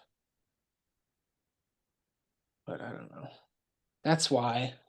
And I don't know. I just chose the string I chose because I saw a UFO. A picture of a spaceship, so I started there. I don't know. Is there anybody like, because you're still in the area that you grew up in, like, do people there know that you're rebelling against? And like, what's been your process of like, Yeah, nobody. I mean, like I said, there's people here. Like I've been here a very long time, and people they trust me because I don't lie, and it's caused a lot of problems in this town even because when you don't lie, some people find things out about other people, and then you know what I mean. But a lot of people are appreciative of the fact that I don't lie. So there's conflict here, but I mean the way things are done, it's weird. Nobody says anything. Nobody wants to speak the truth. Everybody's all about lying and keeping things secret. So I mean, it's a weird. It's a small town. It's a weird little place. I walk down the street. Everybody knows who I am. I don't even know who half of them are. It's, you know what I mean? So it's like, you know, I don't know. It's not even that like I don't want anything to do with these people, but they sure want something to do with me. So, I don't know. I don't know what'll happen in the future. I mean, right now I'm not really worrying about anything. I had a little bit of issues, but it hasn't turned into anything worse at this point, and I'm pretty sure that it's not going to, because it just wouldn't work out the way they want it to. You know what I mean? It would just be exposing more lies and cracking this thing open more than it might already be. So they're just kind of leaving me alone at this point. Has there been anybody else in that town that, since you started speaking out, has there been anybody else that has been like, oh, me too? Not well, not on the internet, not on the internet, but there are people who there's people who are in town who they let me know, through like hand signals and things like that. You know what I mean? So I mean, it's a conflict. There's like half the town is for it and half the town is against it. I don't know, but they woke me up anyways. So I hope that your courage helps other people corroborate and be like, I'm gonna stand up with you. Like, this is messed up. I went through it too. And, the more people that can, like, it takes somebody like you to do it first. And it's so crappy that like you have to. Cause like I said, like nobody who's up here talking about this stuff wants to. And like it's so insane to me that people will attack somebody like you or other yeah, survivors. Cause I'm like, they were literally chosen because they're brilliant. Like that's part of why they were chosen for this, because they are so intelligent. Like you can't go listen to this person talk and tell me that like they're crazy. Like all you have to do is listen to them for yeah, 5 minutes and hear that they are insanely smart, that they are insanely intelligent, they think on such high levels. Like it's so obvious, you know what I mean? But it's funny how mm. people like won't listen. Society has trained us to like not listen to Well, survivors and whistleblowers because they're not featured on the there's lots news. of reasons for that too, right? Oh I yeah. mean, one of the reasons is that people who know about it just don't want people to know. So if they see somebody and they know it's involved, they're obviously going to start jabbing at them in one sense or another, trying to pull out some sort of fallacy in the thinking. Or think But, that you're you know, crazy. and then, also a lot of people are just ignorant to the truths of things. They just think, no, that can't be possible. That's just far beyond what's possible. And it's like, I don't know. I don't know. But, Yeah, that is hard for a lot of people. Even in that space that we were in, you were starting to talk about like some of the, martial arts conditioning, and somebody was sort of like, I do martial arts and like there's no way things can work that way. And I was like, oh no, like this person is way behind on their, understanding of all of they this. definitely can. Not only that, but people saying you need some sort of official uh training to know this stuff. It's like, dude, there's people all over the place that know this stuff and they're working for it. You don't even know. You don't even know what their motivations are. What are you talking about? This could be done anywhere at any time in any place. People just meet up. 100%. It's yeah, not that complicated, really. I mean, there's weird things that they do for transactions. Like for example, in certain places, because they don't want it to be official and they don't want money trails, what they do to make deals is they will say there will be one guy will give another guy a couch, for example, right? And that couch will be a promise of a future deal through that person's business in the future to make money, because they're going to be working anyways, is the way they see it. So if they just get more business, that's more money, right? So essentially, what they'll do is just give somebody some item as a seal of a promise for business in the future, a legitimate business, but it's a way of payment. You know what I mean? That's just one thing that they do, but there's tons and tons of different things that they do to avoid any sort of paper trails or things like that. I mean, not only laundering money is one thing. I mean, this is there's so many ways that they go about transactions and such. And some things are just, when it comes to some of them, like, geez, they'll sell their own kids to somebody else as a seal of a deal, if you know what I mean. Yes, it's disgusting. But And even it's like, I how don't know. like you mentioned Hollywood, and like that's something people still aren't thinking on a higher level about. Like what you said, people are posting photos of, celebrities doing these like symbols in their photos and they're covering up one eye and they have whatever. And I'm like, Yeah. if a survivor were to come forward and show, and I've seen photos that survivors have sent me of like them wearing an article of clothing, or there's a photo behind them that is like super occultic, with symbology. I'm like, we wouldn't go post that on the internet and make fun of them. We would be like, oh my gosh, like look what this poor child was subjected to. But instead, like Yeah. we go exploit these celebrities, not only like from the truther end of like, look what this celebrity's doing with their, hand signal, but we're also exploiting them by not understanding that they're a slave, and we're paying money to, their owners to watch them perform like a freaking circus animal. Well, there's some of them. Yeah, I know. Yeah, it's just some of them don't even know what like the the people programming them will only give them a certain aspect of what the symbology actually means. Sometimes it has deeper meaning than they actually think, or it has specific meaning towards something that might have happened to them or somebody else. Or I mean, you can change the symbology of things around depending on a lot of different things.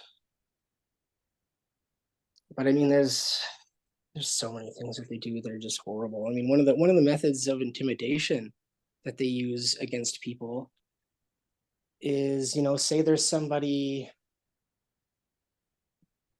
who is starting to tell the truth about these things and they don't want them to, so they'll intimidate this person. And one of the ways they might do it is by drugging their whole family and invading their home, uh, kidnapping their kids or murdering their kids, raping their wives, or like just terrible things. And they'll do it in front of them too, and then they'll videotape it, and then they'll leave, and then these people all be, they were all drugged, they don't really know, to wake up the next day or whatever, and they'll feel all weird or whatever if nobody was murdered.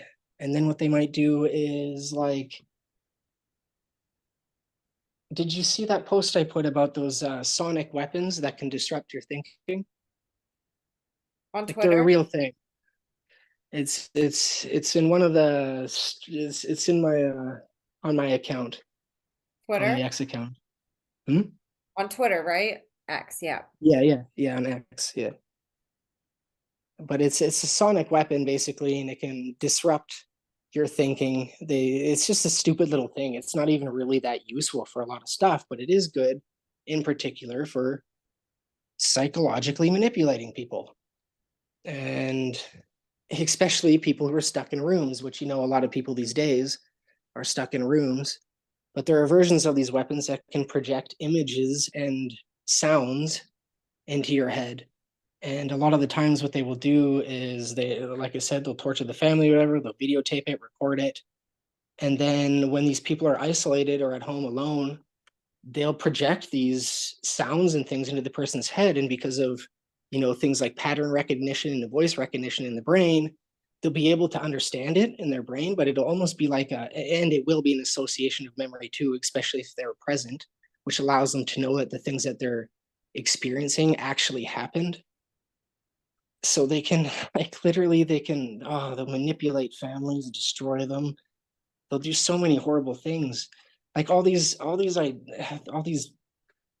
why relationships don't work anymore. It isn't because men and women are screwed up. It's because these people are screwing up relationships purposely through doing all types of horrible things. Just insane. And it's not all of them. Of course, there are just screwed up people, but it's, you know what I mean? A lot of these things, they're literally manipulated by the people around them. And again, people who have a good connection are the ones who are targeted the most, which is even more disgusting. Like healthy families, healthy relationships, they'll target them because it's a occultic ritualistic belief to break that unity and to pervert it somehow. Or you know what I mean? Like all the pornography everywhere is all part of that. Like if you look at statistically, damn near everybody these days watches pornography. And it's just like, it's so useless and it leads to nothing good. And it's literally made to indoctrinate kids into sex slavery. Like literally, by creating the addiction that it makes you a willing sex slave because you're addicted to it. You know what I mean? Especially when you throw the hypnotic drugs in there, then people just think, like literally porn stars. What do you think so many porn stars get murdered? Everybody's on OnlyFans these days. It's literally like, and then they also constrict the money flow too to encourage women to go into OnlyFans more to make extra money to supplement their incomes because of how hard things are. It is an easy route to make money because pornography is everywhere. It's prolific and everybody watches it. But many of the people watching it don't realize not only are they victims of drugging and abuse and brainwashing, but the women in these videos are victims of abuse and brainwashing. And you know what I mean? Like it's just this horrible perverse cycle that just it leads nowhere. It leads nowhere, and it has no point other than to make a dollar, which honestly is so freaking pointless in the long run anyways. I mean, how many rich people are out there? They got millions upon billions of dollars and they aren't even spending the money. They're just sitting on it. How the fuck does that help anybody? It's like start building something, start throwing infrastructure, start start combating slavers. For fuck's sake, they're all over the society. I think you could find some money to do that. And it's not to say like Elon Musk, for example, I think is definitely pushing for some good things. I mean, keeping free speech, amazing. Wanting to explore space, very good endeavor. There's stuff out in space. We can go to space. It's possible. It's a possibility. There's some things to it, but it's possible. And I know about some of the stuff. But, you know, And are you saying, sometimes it's just not are enough, you, though. I mean, Elon Musk is restricted in a lot of ways through, you know, the world and its beliefs and rules and such, which are horribly being twisted right now too. Like even all the transgender and all the sexual equality stuff in school, that's all sex slavery related. The transgender idea, it's not like these people aren't bad people. There's nothing, there tons of them are drugged and psychologically twisted in this way through empathetic understandings. I mean, again, they'll choose certain people. People with high amounts of empathy are people who have potential for high levels of intelligence if they understand their empathy properly. To twist a person's mind against their gender and then have them mutilate their bodies is literally it's an occultist slaver humiliation. Like it's their beliefs, like whether or not the transgender people believe in that, this is what these slavers think. This is what they believe. This is why they're doing it to children, why they're doing it, and they're targeting children specifically, and it's sex related because they are trying to indoctrinate these people into some sort of slavery or at least humiliations to make them kill themselves. Like it's insane. It's disgusting, and you should never. And that's not to say either that if a person is an adult and they're fully formed and they make the decision that they want to go through a surgery that is very risky and has a lot of bad you know uh effects just in any sense, because again the sexual organs they produce, like they're you know what I mean, they produce certain things that allow your body to be in a balance. When you remove them or you mutilate them or damage them, especially even just the nerves, I mean, it destroys the ability to have pleasurable sex, or at least to the extent that you would with a healthy organ, not one that was cut open and mutilated. And then, you know what I mean? There's all types of nerve damage and stuff. There's all types. It does not work the way that they want it to. It just doesn't. And it's risky and it's dangerous and it's destroying a person. It's destroying them psychologically, physically. It's just not a good thing. And again, it's not to say that these people are bad people, because they're not bad people. They're just manipulated, you know. But it's like, I don't know. that's a great point. Even about like the pornography and stuff, like so many people don't realize that what they're watching a lot of times on these Pornhub sites and these different, things that they're getting for free is they're watching somebody that was trafficked and they're being raped. Like it's not Yeah. this like consensual thing. Like they're getting off on Yeah. like watching violence and they don't even consciously comprehend that. Yeah, well, even more disturbing is that even if a lot of these women are making the choice to be there, more than likely they were abused beforehand. Almost So I definitely. mean, these Yes. ideologies, they come from somewhere, and it's just, and it's not to say that sex is bad either. Sex is supposed to be a beautiful thing. It's supposed to be a unity of love, connection, cooperation. It's But it's gotten like cut off of that. It's not with unity and love and connection. Like it's the complete opposite almost. yeah, it's all about dominance and all this stupid mentality, which is literally Exploitation. slaver mentality, slaver ideology. There should not be dominance in a sexual relationship. And that's not to say that if, say, one person wants to be submissive and the other one wants to be dominant in the sexual relationship, but that should be a choice made between the two. You know what I mean? Not something forced. It's like, because there are mind states involved with these things that heighten or lower things. I mean, it's perception does a lot of things when it comes to sex. You know what I mean? It's a dangerous thing. It's natural to the brain, it's intrinsic.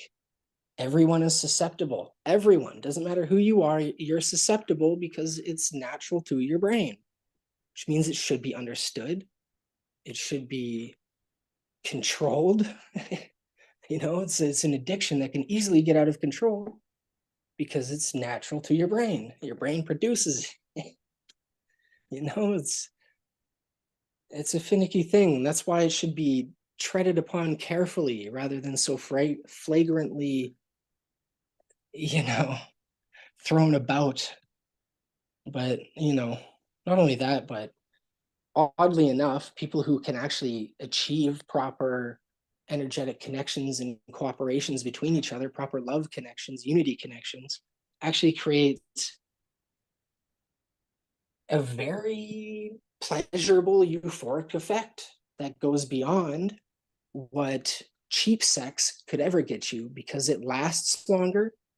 The reason why it lasts longer is because you have this unity with this person who stays with you, who, like it's there's chemical things that go on. It's like when you have cheap, useless sex, it's a short high, it's a short thrill that ends in depression because you don't have any actual connection with this person. You know what I mean?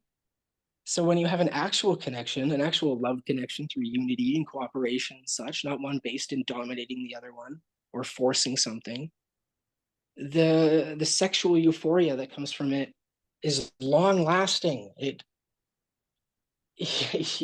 makes you feel peace throughout the day. You know what I mean? And it's just like, I don't know, people just misunderstand all this shit because they're all indoctrinated into a pornography mindset. You know, it's just, nobody really has a good contrast, I guess you could say. They're just all on the one side and they think it's like, you know what I mean? It's like, no, love has just as impactful effects through sex as just flagrant, stupid sex would. So, you know, anybody who thinks that's a good idea, like having multiple wives or something, that kind of stupid crap doesn't even make sense. Anybody who wants to have more than one wife, it's like, what are you even doing? Like, I know. what the hell? On the same page. There's people, I've seen examples of people that have like 40 wives. What the hell is that? Doesn't even make sense. You don't even know half these people. Like, what the hell is going on? Not only that, then you're having kids with all of them. Well, that's a big mess with genetic code now. You're just creating genetic chaos all over the fucking place. Genetic chaos. And it's just like, these people are idiots. They're, Sorry, I don't know. that's funny. It's I'm with you It's though. I true. don't get it either. I don't get it either. It's just, I don't know. It drives me crazy because they're always defending it. These people are always defending their stupidity like it's a fucking badge of honor. And it's just like, my God, you're so stupid. Of course you'd be proud about your stupidity. Like, jeez. It's just the most arrogant people are always proud about how dumb they are. It's Ignorance just is bliss, right? That's why that saying exists. yeah. Ugh, I don't know. Thanks for the laugh. Uh, I got a bit of a sense of humor, I guess.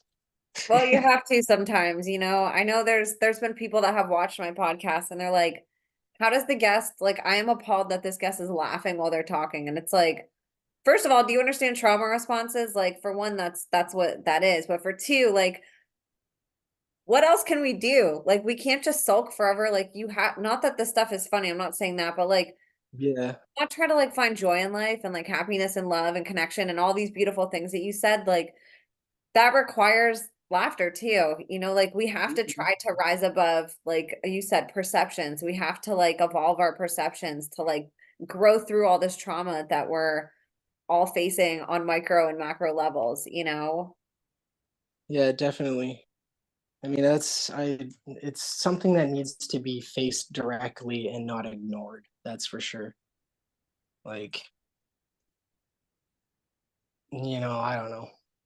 Because the more we ignore this problem, the worse it's going to get. It's only going to get worse and worse and worse until the whole society is falling apart, and it might form into something else. But who's to say if that's going to be better than what it was before? It's just like people, you can't run from this problem. There's nowhere to run. The only option is to face it or fail. And as far as I'm concerned, taking the risk of facing it is the possibility of success, but doing nothing is the guaranteed failure. So it's one of the two. Basically, you want to do this or you want to do that. You want to thrive or do you want to fail? And as much as we want to sit around here and sulk, like you said, about how bad and horrible all these things are, which they are bad and horrible, Yeah. it's not solving the problem. You know what I mean? People have to stand up, they have to unite, they have to communicate, they have to realize these truths, they have to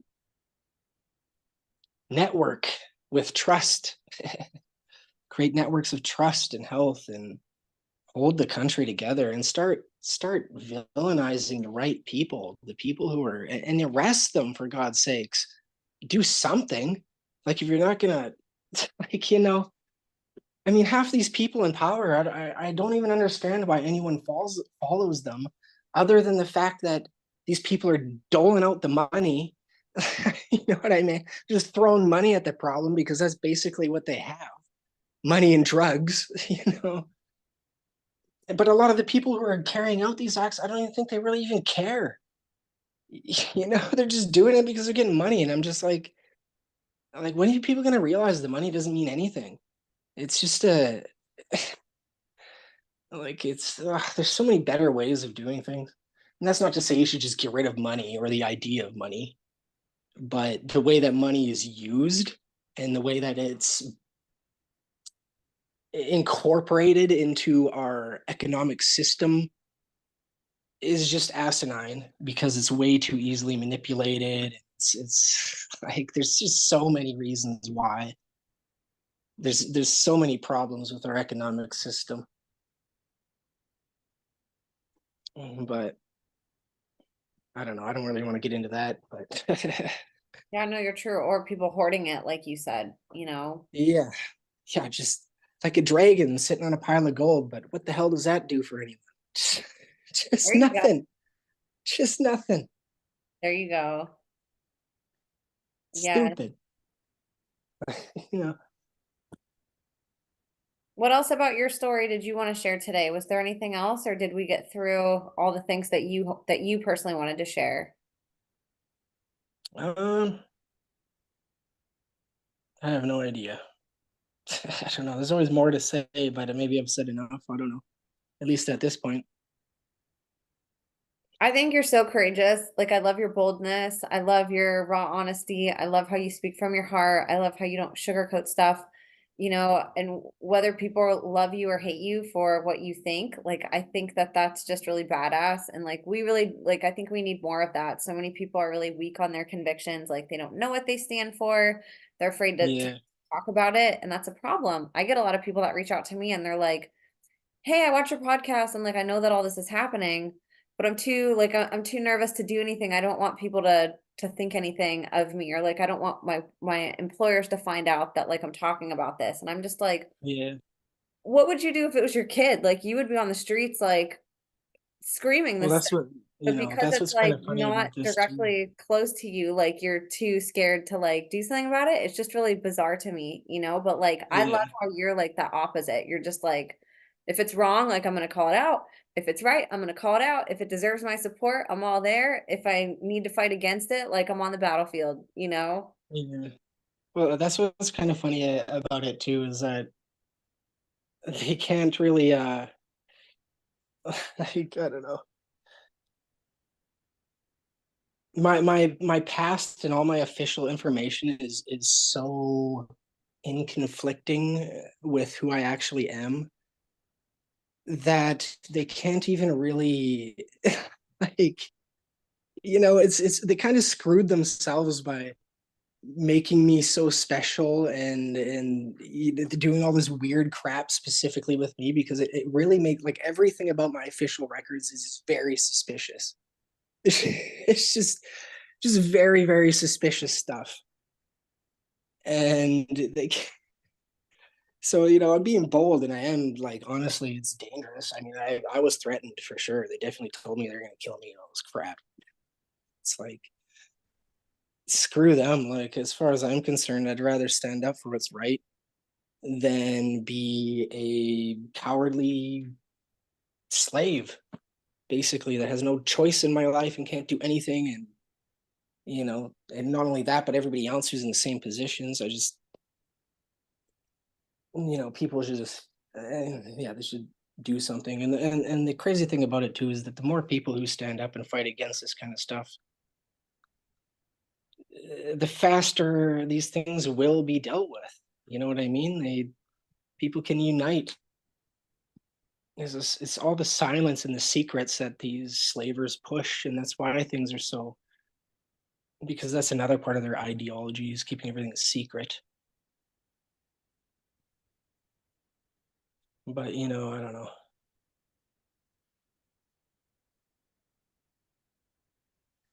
Well, you are But yeah, welcome. definitely, Go ahead. uh, more. Sorry. You're okay. Go ahead.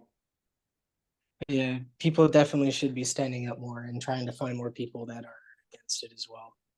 Just networking, and there are always dangers. Like, there sometimes it can be hard to tell if somebody is with you or against you, but usually there's a lot of egotistical traits associated with anybody who's Satanist, even if they're being friendly. You know what I mean? Because some egotistical traits are linked in being empathetic, but it's usually for the purpose of manipulation. So it's a difficult situation. It's hard to know who is your friend or your foe. Sometimes it's obvious, but when it comes down to certain people, it can be very hard to tell. But yeah,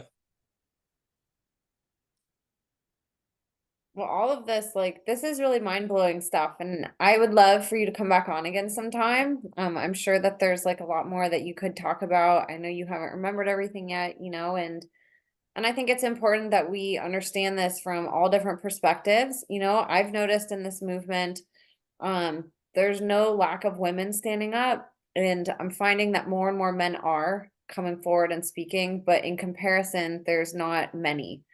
But I'm seeing like slowly more and more coming up. Like the age that's waking up to what they went through is getting younger and younger in a lot of cases. Like yeah, I wasn't heard of that somebody your age was recalling memories and facing this stuff at such a young age, a couple decades ago. Like I know most of the people that I've met that have faced this are between like 50 and 70 years old was like when they got their memories.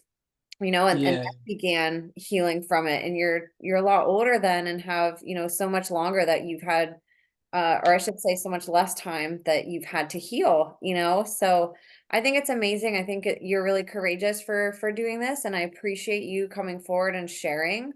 And especially helping us understand sort of what your generation has gone through, in some of these programs. I know you can't speak on behalf of everybody, but I mean, if they're seeking to, make things faster, make people stronger, find different ways to help somebody become more intelligent, like we all need to be aware of what's advancing technology wise and the ways that they're advancing this occultic, old knowledge, so that way we know how it exists today, and again, studying history and realizing that this has been here way longer than us, there's nothing new under the sun. Like this is all very, very old stuff. So I really appreciate you like helping share that and like remind us of that. And then also giving us like this insight of what you experienced personally and speaking from a male perspective. I really hope a lot other men see you doing this and like get inspired and be like, why the hell, if Matthew's speaking up, like, what's my excuse? Like, I need to go up there and do something too.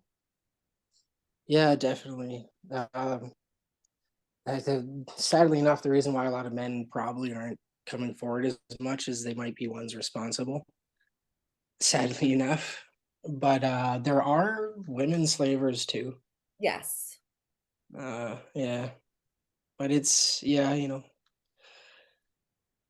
hopefully more people will do the right thing and actually start talking about this stuff and pushing for some change. That's a hell of a lot better than giving in to slavery. So 100%. yeah. And so share, where can people support you? Because you're on a couple different platforms. Let people know like where they can connect with you and reach out to you and anything that you're doing online. Well, for now, I suppose TikTok would be the place. I do have some other apps, but I honestly, I was kept away from social media almost my whole life. Again, another isolation thing. So I've never even really been on, I've never really even been on social media pretty much my whole life. Honestly, I've only had a few cell phones my whole life, even. Jeez. Oh my goodness. Wow. But I'm on TikTok mainly, or not TikTok, I mean X. X is where you would get me, not TikTok, sorry. But I'm on TikTok and X mainly. And But if you want to talk to me, I'm on X. And I'm totally fine to talking to anybody. Anybody has questions or they just want to talk to me or whatever, that's totally fine. you can find him under his name, Mathew Murray. It's with one T instead of two, but his handle Yeah. is Misto Callisto, Mysto Yeah. Callisto. I'll have that in I the have a lot of names, I guess you could say. I love it. It's creative. Yeah. And then on TikTok, it's Mathew Murray 80. And that's Murray with an AY, not an EY, and then one T in his name, Matthew. And I will Yeah. have his TikTok also. And talk a little bit about your poetry too. They're just some of them are really complex, others a little more simple, but they're just make people think about stuff.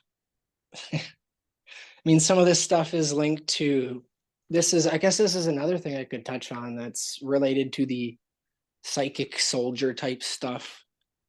Um, it has to do with, in a sense, being able to communicate with the dead, but it's not really what people would think.